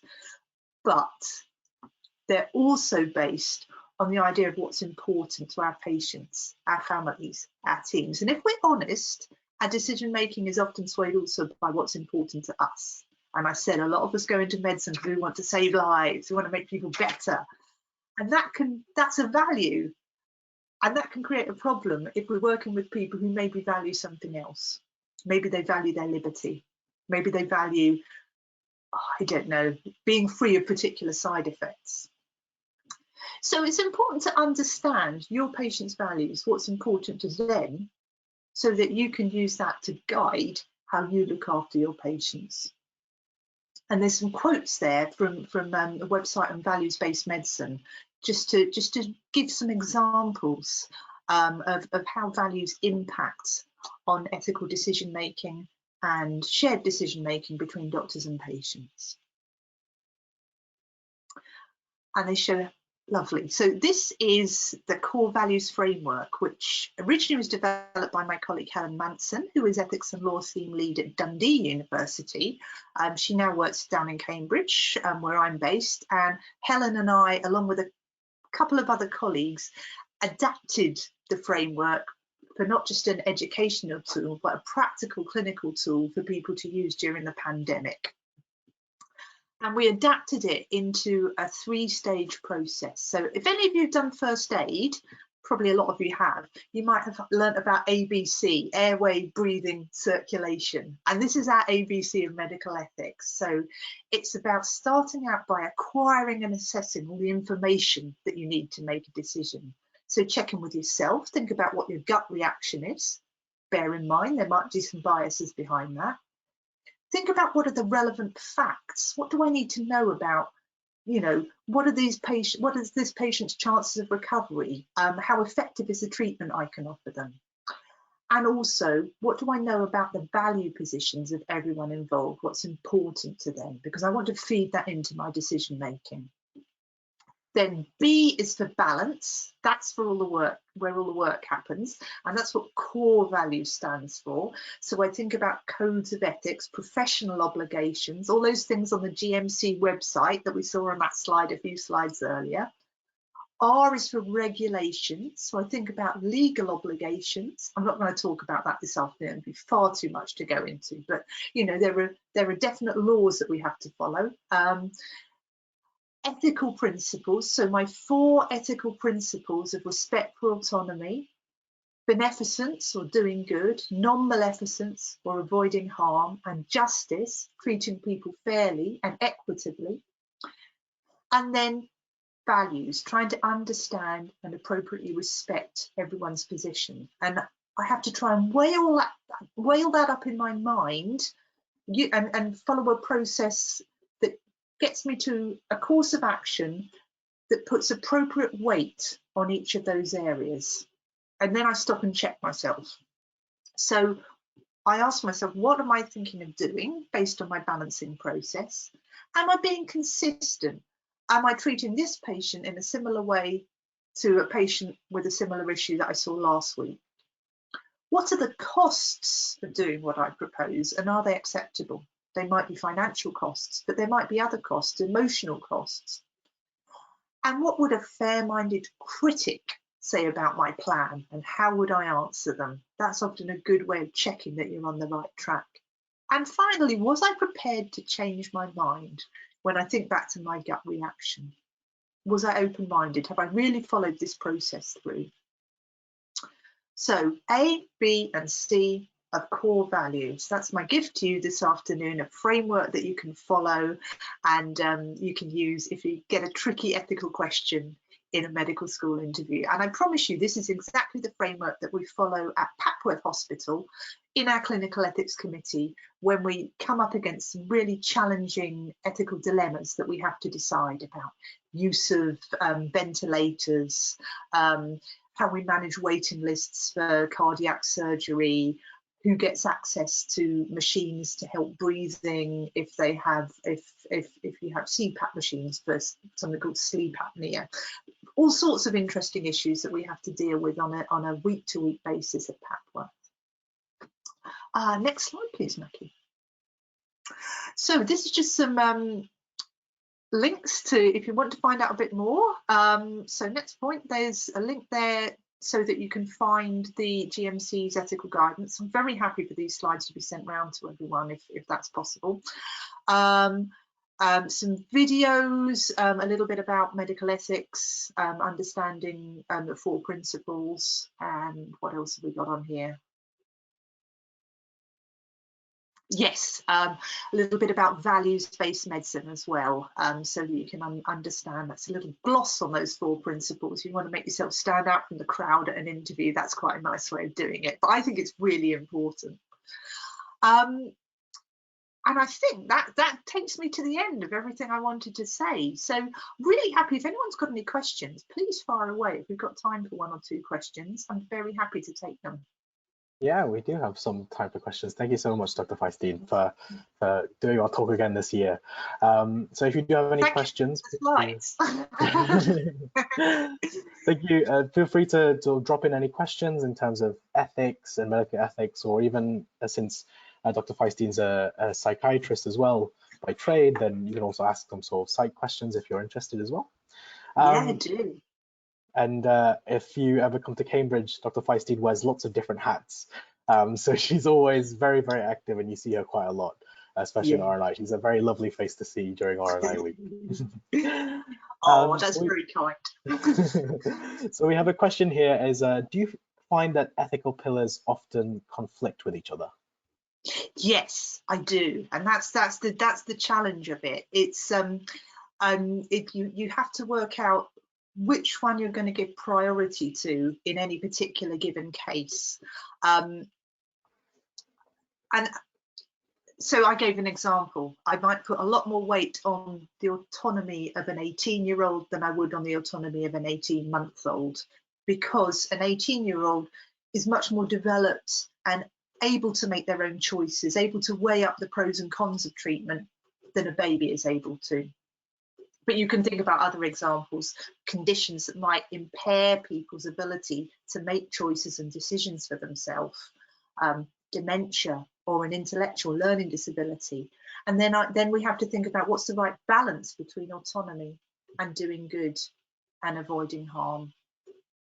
Also, if I'm having to consider the needs of several different people, if we've got a resource allocation dilemma at Papworth, we've got a waiting list, we need to decide who to prioritise, then that principle of justice, if we're going to treat one person favourably compared to another, do we have a good reason for doing that?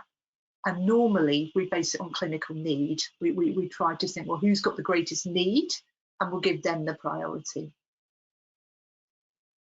There's a question here that I think would probably test my knowledge, because I think we've been taught it in clinical school already. So, no, it's simple. If I can answer it, then I'm sure. But how do you assess a patient's competence, especially children? Oh, that's a brilliant question. So actually, this is where the R part of my core values framework comes in, because there are 2 legal frameworks that we follow. There's one for children, and there's one for adults. So for children, we do call it competence, is a framework that came out of a really famous legal case. It's called the Gillick case. So you might sometimes hear people talk about Gillick competence.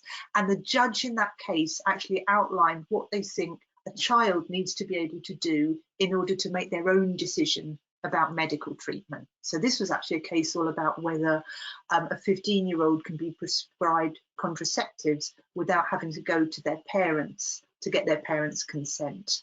And so there's Gillick competence, what's sometimes called Fraser guidelines, named after the judge who made the decision in that case. And then once you're over 16, actually, this law applies to everyone over 16.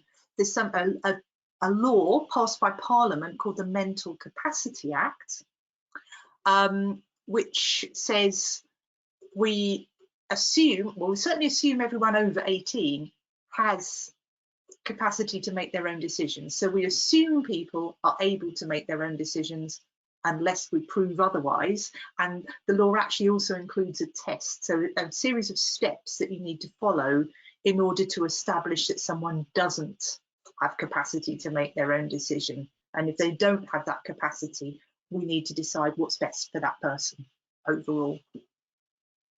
Yeah, perfect. Thank you. And it is something that we do learn, especially if you're in 5th year, when you do your psych placements, you learn quite a lot about the Mental Health Act. And you obviously learn about Gillick competence, is, for example, when you learn about gynecology, when, for example, asking for contraception, or a young teenager asking for contraception, for example. Yeah, and Gillick actually applies, it's not just contraception, it's all medical decisions by children. So that's an interesting thing about law. The actual case that comes to court can be about quite a narrow set of circumstances. Often there's something controversial about it that means it comes to court, but then the principles that come out of that case then can apply much more widely. So whenever you're deciding whether you can take a child's consent for treatment or you need to get consent of their parents, the principles that came out of that Gillick case apply. There's another question here that says, how would you deal with a patient that has told you in confidence something that could cause them to go to prison if it was made public? So I assume they mean something like either murder, or probably also the other end of the spectrum is something like tax evasion or something like that. Brilliant. Well, we've been coming up with such interesting questions. So here, again, there's some legal and professional obligations that I need to follow. So I'm under a duty of confidentiality normally. So normally what my patients tell me in the course of my work, I'm not supposed to share with outside parties unless I've got the consent of my patient. But there's something called a public interest defence. So this is a legal test, which is that if the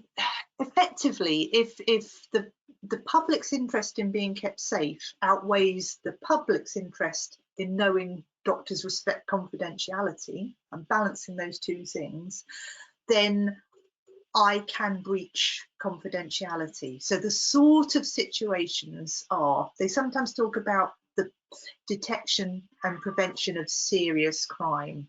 So normally we're talking about crime which might harm someone. So that murder example, if someone told me they'd murdered someone, then I would have a legal justification for breaching confidentiality. Or even if someone told me they were going to murder someone, I potentially have a legal justification for breaching confidentiality, potentially going to the police and saying, look, this person is actually risking somebody else's life, and I think that outweighs my duty of confidentiality to them. Complicated. Yeah. Thank you so much, Dr. Feisty. By the way, if you won't have to do this on your own, don't worry. We ask these in medical interviews, but thankfully we don't have to do these on our own. Yeah, in the real world, we all get together and talk to our colleagues. That's the beautiful thing about medicine. It's a team game. You're never on your own. So don't be scared. Yes, thank you so much. So I think we'll leave it there. Thank you so much, Dr. Feisty, for coming to speak to us again. Thank you for having me. Thank you so much. And I think we'll probably hand over to our Q&A section. Yeah, so we're going to be running that with everyone from CamWams who's shown up. So if you guys want to turn on your cameras now, please go for it. And what we'll do is we'll just quickly run through and introduce everyone. I don't know if we could perhaps stop screen sharing. Yeah. So we'll run through and introduce everyone. We've got a good mix of people here today. And then we're going to go through your questions, both from earlier in the session and from later on. And we're going to focus more on sort of what it's like to be a medical student, because that's kind of the purpose of today's talk. However, we may do some admissions questions, but I would say anyone who's got like a burning admissions question or just wants to know more, we will be running an admissions conference this summer. So, you know, sign up to our newsletter if you're not already, and you can find out more about that. And at that time, we'll have a big admissions Q&A and we'll answer, hopefully, any questions you might have. But we've got a fair bit of time, so hopefully we can get through all the questions now. You can keep sending them in. We'll keep putting them on the list and answering them. Yeah, so just as a reminder, my name is Kieran. I'm a second year medical student. I'm one of the co-presidents of CamWams, and I'm at Clare College. If people want to go around and introduce themselves, I think that would be a great start. I should probably go next. You probably already know me. I've been speaking a lot now already. So my name is Mackie, CamWams co-president this year. I'm also a 5th year at Gonville-Keyes College. So we move on to Matilda. Hi guys, so my name is Matilda. I am a 2nd year medical student at Trinity College. And Natasha. Hi, so I'm Natasha. I'm a final year medical student at Selwyn. And Yasmin. Hi, I'm Yasmin. I'm a 3rd year medic at Gonville-Keyes. And Winnie. Hi, I'm Winnie. I'm a 3rd year medic at Trinity Hall. Okay, awesome. So I think one of the big questions we've had coming in, we've had quite a few about part-time work. So we'll just to answer that quickly, the university officially does not allow you to do part-time work in term time, especially in the first 3 years of your degree. Some people do. There is some like tutoring and stuff. Some colleges will have work opportunities available. However, I think more generally, we'll probably talk about funding as well. Funding from the university is very good. I think that's a pretty universal experience. So I'm on the maximum bursary. I don't know if anyone else here is, but as a result, anyone on the maximum bursary receives £3,500 a year from the uni on top of your student loan, which is normally enough to be a big help. Other colleges receive more. It varies somewhat between colleges, and I would say have a look at that before you apply. But funding is generally not an issue. I don't know if anyone else has anything they'd like to say about part-time work or funding. I think clinical students especially, it might be good to hear from on this. Yeah, Natasha, go for it. Yeah, kind of to echo what Kieran says, most people don't have a part-time job in the first 3 years. The course is quite short, you're only there for 8 weeks, and lots of people work during holidays as well, and the bursary system's quite good. When you get to clinical school and you've got these really long terms, lots of people do start to pick up part-time stuff. Lots of people tutor. I work part-time at one of the colleges doing catering there, and then also there's opportunities, particularly at the minute due to COVID, to work as a healthcare assistant as well. So I'm doing that as well. So there are jobs that you can do, and you can pick up little bits of work. But yeah, kind of big advice is that the colleges are generally quite good at bursaries, so you don't stress loads about your finances before coming to Cambridge. It's actually quite well supported usually. Yeah, I would say general advice is that you will receive better financial support at Cambridge than pretty much any other uni in the UK, which I think most people here would agree with. It is an expensive city, but I think the financial support still outweighs that. But okay, just because I thought we'd answer that one first. We've had a lot of questions about that. Next question.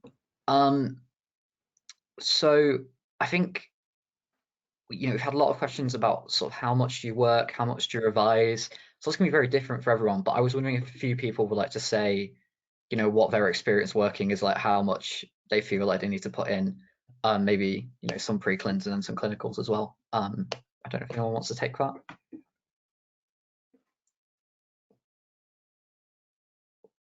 I can kind of start off, giving a 2nd year perspective. I think for me, it kind of really depends on what point I am in the year. I feel like Michaelmas and like can sometimes be a little bit less like intense, and then you get into like Lent term, which is a little bit more intense, and then final term Easter, it's like you've kind of covered most of the content, so you're just kind of revising. But in terms of like content, I think if you work kind of consistently throughout the year and you're kind of making your revision notes and you're making your like flashcards or however you revise, I think it's definitely doable and manageable. You obviously do have to put in quite a lot of work because you have about like 2 lectures a day. You have like your supervisions, your practicals and stuff that you have to prep for. But I think, yeah, if you like kind of work consistently throughout the year and you don't just leave it all till the end before exams, you do have time to kind of do everything else that you want to do. Yeah. I don't know if a clin student wants to answer, and then maybe one more pre-clin. Maybe Mackie, you offer it? I kind of forgot the question, so Natasha. How much work? How much work? It's quite different in clinical school because it's a bit more like there's set work and you're there for longer, and so typically I kind of might be in from like 9 until maybe 2 or 3. Sometimes I have teaching in the afternoon, and then there's, I don't know, I generally tend to do like a Monday till Thursday. It's often teaching back in Cambridge on a Friday, or you know, you take it at your own time. And then when exams come, as everyone was saying, you do a bit of prep beforehand, but it's definitely manageable as a clinical student as well. You get a lot more free time, and yeah. Awesome. I don't know if for third year, I mean, if someone wants to talk about how they found out on part 2, that might be nice. Yeah, so part 2, I'd say generally there's less like set work and there are fewer lectures, but you have more independent work and you might have like a dissertation or a project. So it's more up to you to make sure you stay on top of it throughout the year. So yeah, I think similarly, Easter term is like more crunch times, you have exams coming up, but you definitely have more time, I would say, in third year than in second and first year. Yeah. But it depends on your priorities. So some people want to work all the time and that's good for them. But if you want to do more extracurriculars and just kind of have more fun, especially like during Michaelmas term, you do have space to do that. So it depends what you want to do. Yeah. Someone's asked sort of on this theme, I've heard that university is generally less intense than doing your A-levels. Is that true to Cambridge too? I think I personally would say I work a lot more than I did at A-level. That may have just been because I was quite lazy at A-levels. But I would definitely say Cambridge Medicine is a step up from A-levels. I don't know if everyone else would agree with that. Yeah. Sadly, it's many things. It's probably not a chill degree in terms of work. You know, you are going to be doing more work than most of your friends, but you know, it's still sort of manageable, and it's very much down to what you sort of choose to focus on. Okay, next question. So yeah, someone's asked how are exams structured, what tests you do, but maybe again just take it more broadly. What are exams like? I don't know if anyone wants to take this, or if not, I can start. Winnie, can you take this one? Yeah, sure. So if we go through from first year, so you'll be examined in your different like subject areas. So you'll have anatomy, physiology, biochemistry. I don't know if I'm remembering this correctly, but you're assessed through MCQs, so multiple choice questions, and then essays as well. The MCQs are the most important to pass the second MB, which is what you need to pass to progress to the next year. The essays are more just how Tripos works in Cambridge, so how they will rank you amongst other students. Second year is similar, but you'll just have a wider range of subjects. So you'll also have like neuroanatomy, you'll have human reproduction, things like that. And then in third year for intercalation, my examinations this year are purely just essay based. Oh, and you'll also have practical papers that test your knowledge on the like experiments that you'll go and do throughout the year in first and second year. Yeah, that's pretty much how they examine you for pre-clin. I'm not sure how. Yeah, I think that's a pretty good overview. Mackie, Natasha, do one of you want to talk about clinical years? Yeah, so in clinical years, I think Natasha's just finished one of her exams anyway, so she could talk about one of those ones. But basically in clinical school, we have a mix between our written exams and our practical exams. And what we mean by that is our written exams are basically the same as similar to our preclinical colleagues. So basically MCQ style, but we call them SBA, so it's single best answer. And then we also have additional short answer questions that is related to sort of looking through cases, going through the diagnoses, etc., etc. And then in terms of our practical exams, that's more so doing our examinations, speaking to patients, breaking bad news, explanation and planning. Basically, it's the stuff that they want to test you in terms of how well can you communicate and how well can you sort of do the examinations that you need to do. I think Natasha probably can echo that as well, since she's just done it. Yeah, I've literally just, on Friday, I had an exam, which was the one that Professor Barkley was in, actually, which was you kind of get examined on how you talk to people, which is a bit of an odd thing, but you learn lots of skills to allow you to do that. And then, as Mackie was saying, they're called OSCEs, but these are the practical examinations where you'll get given a patient and they might have signs or they might have scars, and you kind of have to look and find out what's going on and then answer some questions on how their disease works and how you manage it. Okay. Next question. I think it'd be great to hear from everyone on, but we've had a couple along the lines of, do you regret coming to Cambridge? Would you recommend coming to Cambridge, to a younger self, and stuff like that? And I would, genuinely be honest, because I think it is worth saying that, there are good and bad sides to Cambridge. But if we just start with Matilda, because you're the first on my screen, and then go around, that might be a nice way to do it. Yeah, like you mentioned, there's definitely I feel like to every university there's going to be advantages and disadvantages, but in terms of if I regret coming to Cambridge, definitely not. The workload is a lot. You compare yourself to kind of maybe even medical students at other universities. I have friends that do medicine at other universities and their workload probably isn't as intense, but I really kind of like the college structure that you have here. I think you get to become really close with the other medics in your college and other people in your college, because you're kind of living with them, you do all your supervisions with them. So I feel like it's got a nice kind of I don't know, you can get really close to people and it's kind of a nice community feel to it. I also kind of like the supervision structure. I think it's, you kind of, again, your supervisors they treat you like adults now. It's very different to secondary school and sixth form. You kind of just have conversations with them. It's all about kind of taking your knowledge where you want.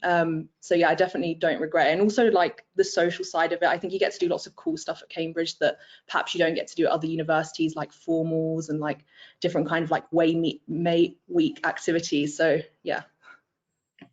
Yeah. Next on my screen is Winnie. Yeah, so pretty much the same as Matilda, to be honest. So the workload is definitely very intense. And I don't regret coming here because my younger sister is also a medic at Sheffield Uni. And if I'm just comparing my experience with hers, yes, the workload here is a lot more intense, but here I actually think that we receive a lot more support in terms of the supervisions and stuff. And yeah, like Matilda said, because of the college structure here in Cambridge, you just, I don't know, you form stronger friendships in a way, because you're constantly seeing people at hall, at different formals and things like that. Whereas my sister at Sheffield, the way they do it is just, you basically go and see people at lectures and they will then go off to their respective private accommodations and kind of stuff. So yeah, if anything, come to Cambridge if you can, for just the social aspect of it, because I really do think there's a really good support structure here. Yeah, so no regrets. Yeah. Natasha? It's a really difficult question. Personally, I've enjoyed being at Cambridge. There are lots of pros and cons. Of course, as everyone said, it is intense. And there's a different focus, on a much more academic focus instead of a clinical medicine focus. This isn't for everybody. I have friends that would have probably preferred to go somewhere else, but for me, it's worked well. I felt like I've had lots of opportunities. I've engaged in research and stuff and got to do lots of things that I'm not sure I would have been pushed to do or pushed myself to do in other universities. So I don't regret it.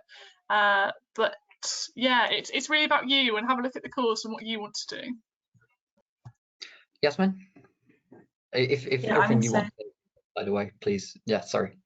Oh, it's fine, all right. I would say all of the same things. I'd say what I've really benefited from is like the support from like your tutor and your DOS, because it's all like in small groups in colleges, as well as the financial support, which I think is, yeah, probably the most of any uni that I know of. But yeah, it definitely depends on like what you want, I guess, out of your medical degree and how you want that to be structured, because some people, the preclinical clinical doesn't really work for them as well. For some people it works better. So I would say focus on if that works for you.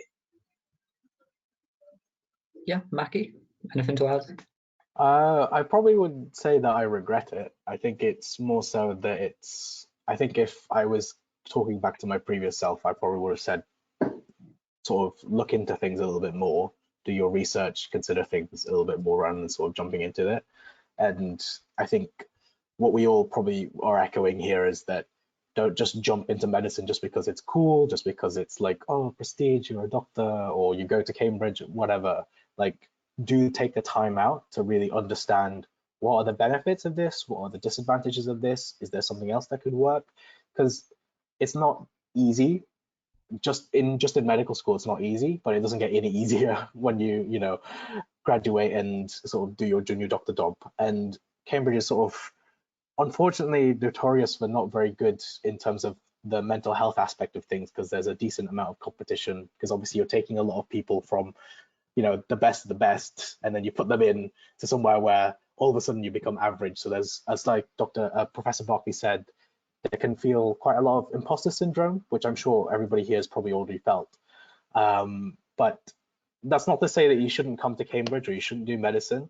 I would just say do your research, look into it carefully. If you can do work experience, I know it's difficult now with COVID, do it. If you do virtual, that's fine, but do your research. Yeah, I think just to wrap up, I'd echo what most people here have said.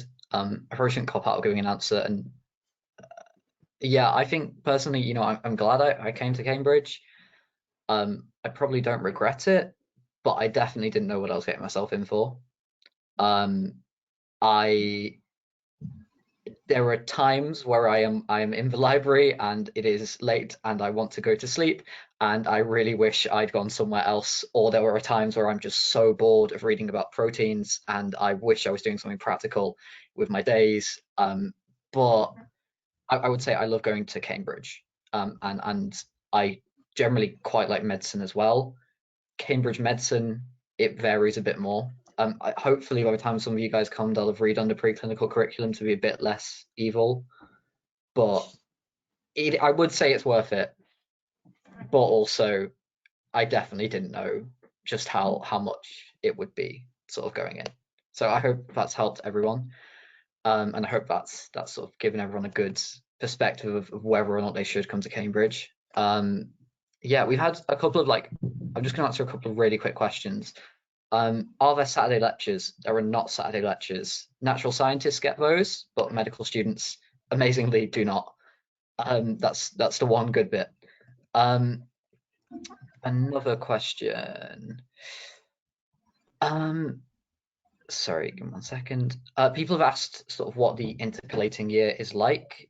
So do you study with other medical students? Do you sort of mix in with those subjects? I don't know if either of our, if anyone who's done or is doing an intercalating year would like to talk about that. I think Yasmin probably might be the best to answer this question. Yeah, sure. So most people will do like one of the natural sciences subjects, and then that's usually a mix of natural scientists, medics, and vets in your lectures. But you can also do other things. So like I know people doing like management or English or like history and philosophy of science. So you can switch to something else. What was the rest of the question? Like, what is it like, I guess? Yeah, basically. Yeah, so as I said before, it's kind of like you have fewer lectures and fewer supos, and it's more about like doing your own work and your own reading into the topic, and you're reading more like scientific papers because you're getting like kind of to the cutting edge of whatever subject you're doing. And then if you do a natural sciences option, you pick either a research project or a dissertation. So I did a project and I joined one of the labs in the department. So that's kind of how third year works. Yeah, and I like third year, it's more relaxed, it's good. Awesome. Next question, someone's asked, do you have supervisions in clinical school? Natasha? Yeah. Yep, we do. We have clinical supervisions. I think they're working on this year, or at least I'm part of the working committee to try and establish more similar supervisions to what you get in preclinical. So yes, you do. Someone's asked, were there certain strategies you used in studying at A-level that you found to be inefficient in medical school? My immediate answer to that would be everything, but I was quite a lazy student at A-level, I'd say, but I found at A-level I relied a lot on like note writing and stuff like that, which I know some people still do, but just personally has never worked for me. I think medical school, one thing it does do is force you to be very efficient, and that sort of meant that I've picked up a lot better habits. So things like flashcards and you know, active learning and all of that horrible study tuber stuff that does annoyingly work. I don't know if anyone else has anything they want to add. Yeah, I feel like at A-level I used to do a lot of, I feel like at A-level you can get away with doing a lot of like kind of copying out the textbook, rote memorization of just everything. At medical school there's like a lot more content, so first of all that's going to take you like a long time, and then second of all there's a lot more focus of kind of like bringing everything together and being able to kind of understand how systems work together, and especially when you're writing like your essays. So I think you kind of go away from just like note taking and you really need to like understand the content, and I kind of just use more like quick mind maps, flashcards, all of that to kind of help you memorize things like quicker and stuff. Yeah, I think that's a good, oh no, sorry, go for it. I'd also add that like at medical school, if you Google like all of the resources, as in you'll probably find someone's set of notes on like some kind of stuff everywhere. Like all the information is out there. There's no need to like repeat it by writing your own notes, unless that is a way for you to like solidify. But yeah, definitely active recall is a lot better than just passive learning when you're trying to make your brain like actively remember something. And yeah, mind maps are also very good because there's just so much content. It's better to just have like the main concepts in your head that you can link. Yeah. Okay, so I'm probably not going to read out this question, but we've had one question along the lines of, you know, I really want to do medicine, but I don't quite feel like I'm able to do it, or, you know, the process seems so competitive and so difficult. I was wondering whether anyone, I mean, I know I had those thoughts when I was applying. I don't know if anyone else did or anyone wants to talk about that. Yeah, Natasha, you're nodding, but we can sort of all go through it. No, you don't have to if you don't want to. I mean, it is competitive, and there are lots of people applying for it. But what you have to have that like wanting to do medicine. I think that's the essential bit. Is if you really, really want it, then you have to go for it. And you know, I think I kind of had similar thoughts. I was like, oh, I might not get into medicine, and I did. So yeah, that would really be my advice. Is the most important thing is, you know, making sure you've made that decision and really thought about it. And after that, you just got to go for it, really, unfortunately. I would also say there's lots of routes into medicine. A good friend of mine from back home, you know, did not get the A-level grades she needed to get into medicine because she was having a lot of health problems at the time and she was really struggling, but she's now become a medical student for a foundation year program. You know, there's lots of stuff like that available, and it's worth sort of having a look if you don't think maybe if you think maybe traditional routes won't work for you, and you do still really want to be a doctor. So I hope that helps. Okay, next question. Is it worth discussing a little bit about some of the grad questions as well? Yeah, I know we've seen quite a few. I just because none of us are grads. So we don't really have too much experience as undergrad students. We are planning to hopefully do a sort of graduate sort of conference for you guys as well. But from our limited knowledge, the course is slightly different. It's a 4-year course. It's a little bit sort of everything is sort of intermixed and mingled together as opposed to just sort of separate. There was a question about being sort of 17 before you come into medical school. I do believe there's a age sort of minimum. I don't remember what exactly it was, but you have to be 18 by time of first placement is the rule. They could maybe, if you were on the borderline, I think they could maybe like fudge it a bit, but you'd have to email and ask the admissions department. Is probably the best bet. Yeah. Yeah, so the next question is sort of what sort of research can you undertake, which I think maybe given, I mean, Natasha, you've mentioned doing research. If you want to tell us a bit more about that, that'd be awesome. If not, I'm doing a summer placement this year. We have to talk about that. But yeah. Yeah, sure. Anything basically. That's one of the good things about Cambridge, and one of the good things about intercalation is you do get a whole year to choose whatever you want and research whatever you want. You can, so I did research in kind of like more biological stuff from doing a physiology intercalation. I've then done more clinical research, so I've looked at like outcomes in the emergency department after people have fractured their leg. I've got friends who've done research on traumatic brain injury. I've got friends that have done research on public health and how health inequalities work, and then also like you can go and do research on sociology and psychology, and there's so literally anything, and there's opportunities kind of throughout the course. So Kieran's mentioned he's doing a summer project. Lots of people choose to do these, but you don't have to.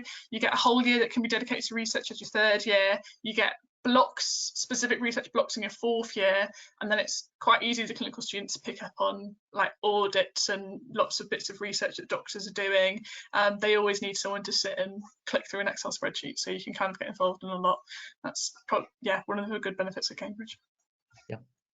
There's also a inbuilt PhD program for people who are really, really into research, which I know some people who are considering, but that's quite a big step.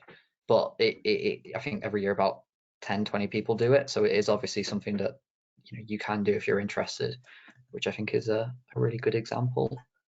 I don't know if anyone else has anything to add there. No. Yeah. Okay.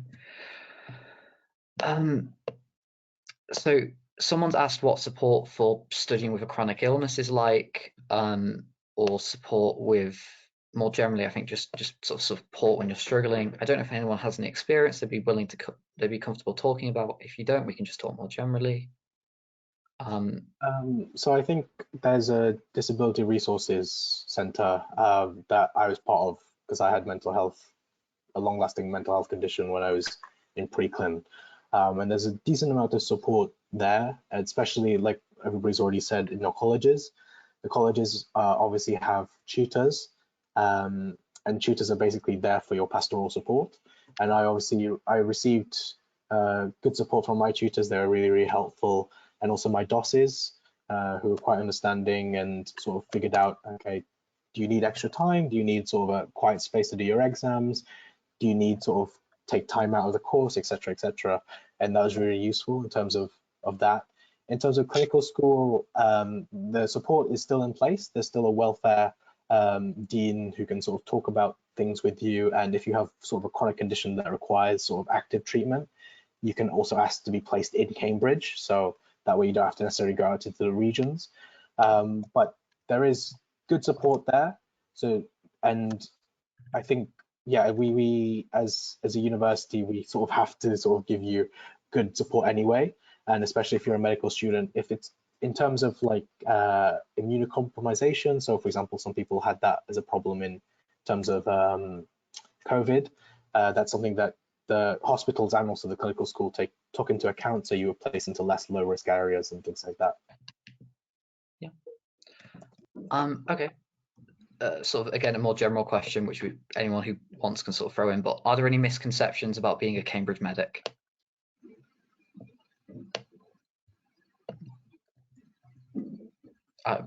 or what are some common misconceptions about being a Cambridge med? I think generally misconceptions about Cambridge students revolve around privilege. There's very much this idea that to be a Cambridge student, you have to be posh. If any of you do come to Cambridge, I'm sure at some point you'll be telling someone that you go to Cambridge and they'll be like, oh wow, you must be so posh. And that obviously isn't the case, as I hope you can tell from hearing all of us speak. I think also sort of there is a misconception, or there are a lot of misconceptions about the college system. I don't know if anyone wants to sort of add anything there. And I think you do occasionally hit a misconception that as a Cambridge student, you're going to be much more scientific and very bad at like clinical skills and things like that. I don't know if the clin students want to talk about that, but yeah. It's a very much like a stereotype that we have. Especially if you go into the regions where we share the hospital with other medical schools like Kingsland, for example, we share it with Norwich Medical School. In a way, they technically can be a little bit better at speaking than we can, but that's only because they've been doing it since day one. But we do pick it up quite quickly. There's a lot of support in terms of clinical communication skills. So as Professor Barkley said earlier, we do quite a lot of simulations where we practice giving bad news, we give certain histories, sort of awkward situations where you might not necessarily feel comfortable doing it straight away to a real patient. So I think there's good support, but that's one of the things that is something that we're kind of well known for. Someone else has asked, so they've asked us sort of what work experience we did, but I think just generally, if people want to say how they got it, that might be a nice idea. But I think just generally, I would say don't worry too much about work experience. Unis are so aware now that it's almost impossible to get. I don't think anyone's going to have expected you to do it. It's much better as long as you've done, online stuff, shown an interest, read books, and just shown that you've got an idea. I think that would generally be enough. But yeah, I don't know if anyone wants to talk about their work experience. I mean, the way I went about getting work experience, this was something that really worried me during year 12 and stuff, because until the summer I hadn't had any work experience, and I was this was obviously pre-COVID, so I was not going to get accepted into medical school. So I kind of took out a day, and what I did is kind of made a list of all the hospitals in my area, but then also kind of just where I would be able to travel to. And I literally just went through the consultant list, because if you go into the hospital website, they'll have a list of consultants, and I just basically sent out a ton of emails being I'm a year 12 student, I'm really interested in studying medicine. I was wondering if there's any kind of shadowing opportunities or just anything like that, and you'll basically get no answers. I was really lucky that I got an answer from one of them, from one of the consultants, and they're yeah, we run this week program thing, which I got to do. So it's definitely worth a try. It's obviously much more difficult now, but that's how I went about it. Yeah, I mean, I did some. I emailed my local hospital, and luckily they had a program I could sign up to, and then I asked all my family members, and one of them knew someone who was married to a doctor, and that was something. But again, increasingly now that's not really possible just because of increasing rules around COVID. So yeah, which I think is a bit of a shame. If you can get work experience, I would really recommend it, but I wouldn't worry too much if you can't. So look at the volunteering opportunities in your local community. These are often much more highly regarded because the medical schools are all aware that the people who come in having weeks and weeks of hospital medicine probably have a family member who's a doctor. So I worked at, it's obviously not a lot harder now because the rules have changed, but I worked in a hospice for about a year and a half before I came to medical school. And any form of volunteering, ideally in some sort of a caring role, but whether it's volunteering with a kids play group or volunteering at a care home, you can really they like that a lot. Yeah. We've been asked that sort of classic question, how do you choose between Oxford and Cambridge? There's lots of different ways of doing this. I don't know if again, maybe if Yasmin just could, or Hasan, or yeah, if we want to just go around and say what we have to say, but Sorry, can you repeat the question? Sorry, yeah, how do you choose between Oxford and Cambridge, or how did you choose? Yeah. How did I choose between Oxford and Cambridge? It's actually a good question. I think I remember like looking at both, and they were both very similar, and it was like I didn't really know how to pick, and so I was looking for like the tiny details that were different, and I saw that at Cambridge I think you have more options for what you can do in third year, and even though I did end up doing a natural sciences option now, I like that I would have the option come third year, but they are quite similar. I would say, what else is different about Oxford and Cambridge? Cambridge gets dissection. That's true. Get dissection here as well, so that's quite good. And I think Cambridge Medical School is about twice the size of Oxford. Yeah. So you do get separate after Oxford. I believe they still run you could go to another medical school after third year, but Cambridge that's not the case. That can be a benefit or a disadvantage. I personally found it a benefit because it means I didn't lose any of my friends. But yeah. Yeah. Oxford as well. I think when I was looking at applying, Oxford favour heavily the BMAT, and I think they use that a lot before deciding whether to interview you. Whether Cambridge is more holistic, they'll look at your GCSEs, BMAT, and your interview, which I think was a strong point for me because I came with the BMAT that wasn't very strong. And the BMAT, sorry, is the entrance exam that you have to do for Oxbridge. Yeah. So if you're worried that your BMAT isn't that great like me, then maybe Cambridge is better. And also, in my opinion, I think Cambridge is a lot prettier. It's a lot grander. Like Oxford is very pretty, but Cambridge is very, I don't know, very scenic. I think if you can go to both open days, probably I would. If you can't and you can go to one, then use that. But it's a very valid choice to say I went to Cambridge and it was not prettier, and so I'm going to apply there. It probably won't make a huge difference in your life which one you apply to and go to, and also just look at which one you feel you're more likely to get into. You could also do the tactic that I did, which is a little bit sad to be honest, which is flip coins, but then when you get the wrong choice, you're like, oh, let's keep going, best out of 5, which is what I did. And then I realized, yeah, Cambridge. Yeah, I think that whatever helps you make up your mind.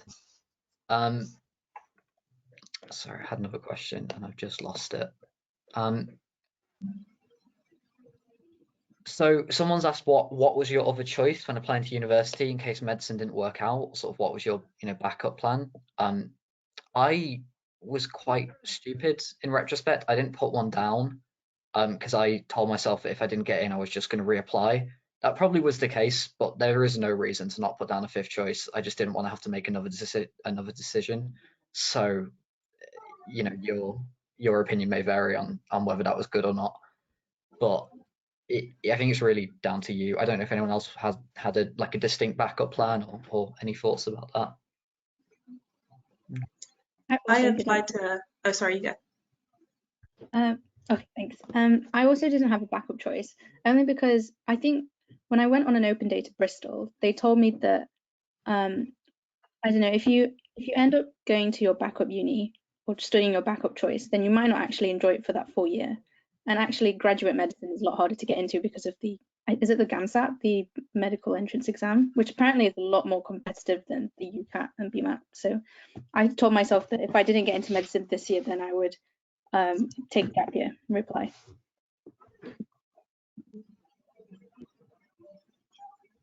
I was just going to say that I applied to Queen Mary in London because I remember reading that for the biomedicine course, and if you did really well in that, I remember you could switch the medicine course. So that was my backup plan. So yeah, I don't know if they still do it, but they did a few years ago. I think St. George's has the same thing. I have heard it does make those courses horrendously cutthroat and competitive. So take what you will from that, but there are other options. It can be a lot harder to fund graduate entry medicine. You don't get the full student loans and you have to pay some amount up front, which is just something to be aware of, but it is an option. And yeah, I think it's a very personal choice. Okay, next. Sorry, I'm really struggling to use this software. People have asked sort of what our GCSE and A-level grades are. I'm probably not going to go through and ask everyone to read them out, but I would say that generally, at least for A levels, so A star, A is the minimum. If you, I have heard of people getting given offers of all A stars. Whether you do 3 or 4 A levels doesn't really make a difference. Most colleges don't care. And your GCSEs, obviously higher is better, but I generally think most colleges are not going to discriminate too much at the top end. The issue with Cambridge admissions is that every college looks at it differently. It's all done individually, so every director of studies is going to have a different opinion on this. But generally, I would say as long as you hit the minimums, which I think are sort of fairly high science grades, passes in English and maths, it should be okay. Or at least it won't sort of stop your application. I don't know if anyone else has anything to add there.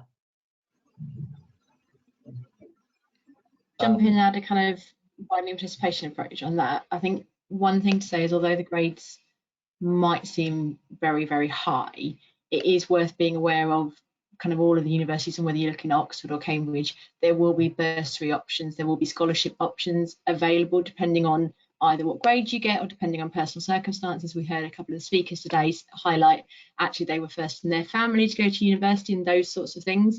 So I think one thing I'd say is don't be put off by the grades, kind of take the time and have a chat with some kind of current students like you are here today, or with someone who's at the school or college you're currently studying at, and they can help you look at those additional circumstances, additional bits which might make all the difference, and open up a door to you that you were worried might be closed.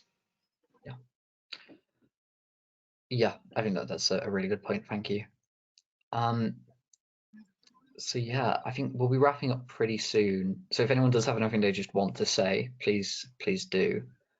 But if not, I will just find a good question. Sorry. I think there's an interesting question here, which is probably not necessarily too specific for the pre-clins, but for me and Natasha might be something that we could answer. But I think this was for not our talk, but for, I think it was Professor Barclay's talk. But do doctors cry, and how can you control your emotion at work? Which is a bit like a I mean, I think Natasha's a bit more senior, so I could probably defer to her for firstly, unless you want me to answer it. Oh gosh, this is a hard question. Yeah, I'll give it a go. Yeah, doctors cry. It's hard. You see stuff that upsets you all the time on a regular basis, and it's a bit of a weird one. I suppose you kind of learn to deal with your emotions by doing the medicine course and by being exposed to it and by talking to friends, and there's talking to other doctors, and we have groups at medical school called like professionalism groups where you can go and share experiences. I've also just, I'll have a bad day and you'll go to your medical student friend and just be like, oh, this happened today, it was actually really awful, and this was a bit much, and then you can kind of chat about it then. And you've got your family. Yeah, so it is hard, but I think the course kind of teaches you a bit of resilience and how to deal with it, and there is the communication skills training also teaches you how to manage your own emotions and be able to break bad news and tell someone that their relative is dying sensitively and in a way that allows you to keep a little bit of distance for yourself. So there's not really a like right answer to this one, I suppose, but that doctors definitely do have emotions and do cry, and it's just about learning to kind of separate that from going home, and also realizing that when stuff is going to affect you and being able to have that support network for people you can reach out to if you need to talk about it. Okay, so very quickly, we've had one question along the lines of sort of what are the age ranges. I think for someone who's a graduate, what I would say is that because of how the Cambridge course is structured in colleges, a lot of your stuff you're going to be so if you're a mature student, you'll be in a mature college. and you'll be with graduates and people doing, it is a mature subject. If you're an undergraduate student, you'll be in undergraduate college. That said, there's a lot of overlap for practicals. So my practical groups ended up being about half graduate entry medics, just because of how it worked out. So I've been paired with a lot of them. Actually, they tend to be really lovely, and actually a lot more chill than the undergraduate medics. Has been my experience. So generally, I think that the age mix is not a problem. But I would say, I think if you email us, we could probably put you in contact with one of our grad officers, and then they can give you a bit of a better perspective. But then, okay, so sort of a last question, which I think we could just go around and answer, is how did you deal with nerves on the day of your interviews? Or more generally, I guess, how do you deal with nerves? I don't know if anyone wants to answer that. I personally do not. If anybody's seen me in hospitals and clinical supervisions, I had a clinical supervisor who was quite harsh, but even now with a different clinical supervisor, I still get very nervous, and you'll see me sweat a lot. I have a bad story where basically I had to do an ABG, which is an arterial blood gas, and I was sweating so much that I accidentally sweat on the patient, which wasn't good. So don't necessarily worry about your sort of nerves. Make sure, obviously, mindfulness, do techniques like that are sort of good things. But I think if you're talking about interviews or things like exams and stuff, or particularly interviews, your interviewers know you're going to be nervous. So like, don't worry about it. Like, if you're sweating, they might just play a joke with you, like they probably would have done with me. It's just like, do you want some tissues? But don't worry about it, because yes, it's gonna be nervous. Everybody's nervous. They'll understand. Yeah, I would say one thing that helps me is just focus on the stuff you can control. So it's very easy to stress about things you have no impact on. But so when I was walking to my second interview in Cambridge from where I was staying across the bridge where my interview was, the bottom of my shoe fell off. Like the block underneath my heel just completely fell off. It had never done that before. And I just like broke. I just looked at it and was like, I don't know how to deal with this. And then I like hammered it back on and put my shoe back on and went in there. And just accepted that was something out of my control, and I wasn't going to stress about it, and I was just going to move past it. Similarly, don't worry about how other people are doing. As long as you've gone in there and you think, you're going to do a good job relative to what you can do, and you can be happy with your performance. I think that's what matters, and your interviews will pick up on that, because at the end of the day, people who might seem like they've got it all under control or whatever, I met several people at interview who seemed very, very confident and very, very like they were shoo-ins, and I have not met them here. So just focus on the stuff you can control, which is generally yourself and not other people. But it's hard to do that.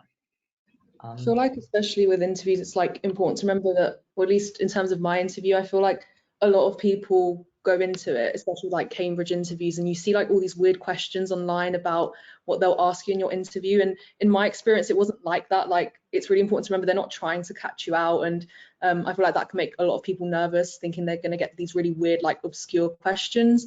Like, once you get in there, it is more like a conversation. So kind of don't like overhype it in your head, if that makes sense, because I remember going in there thinking I was going to be asked like really weird questions, and they were mostly like sciencey questions, and as long as you kind of work through them slowly, it is okay. So just, they're not trying to catch you out, they just want to kind of see how you do.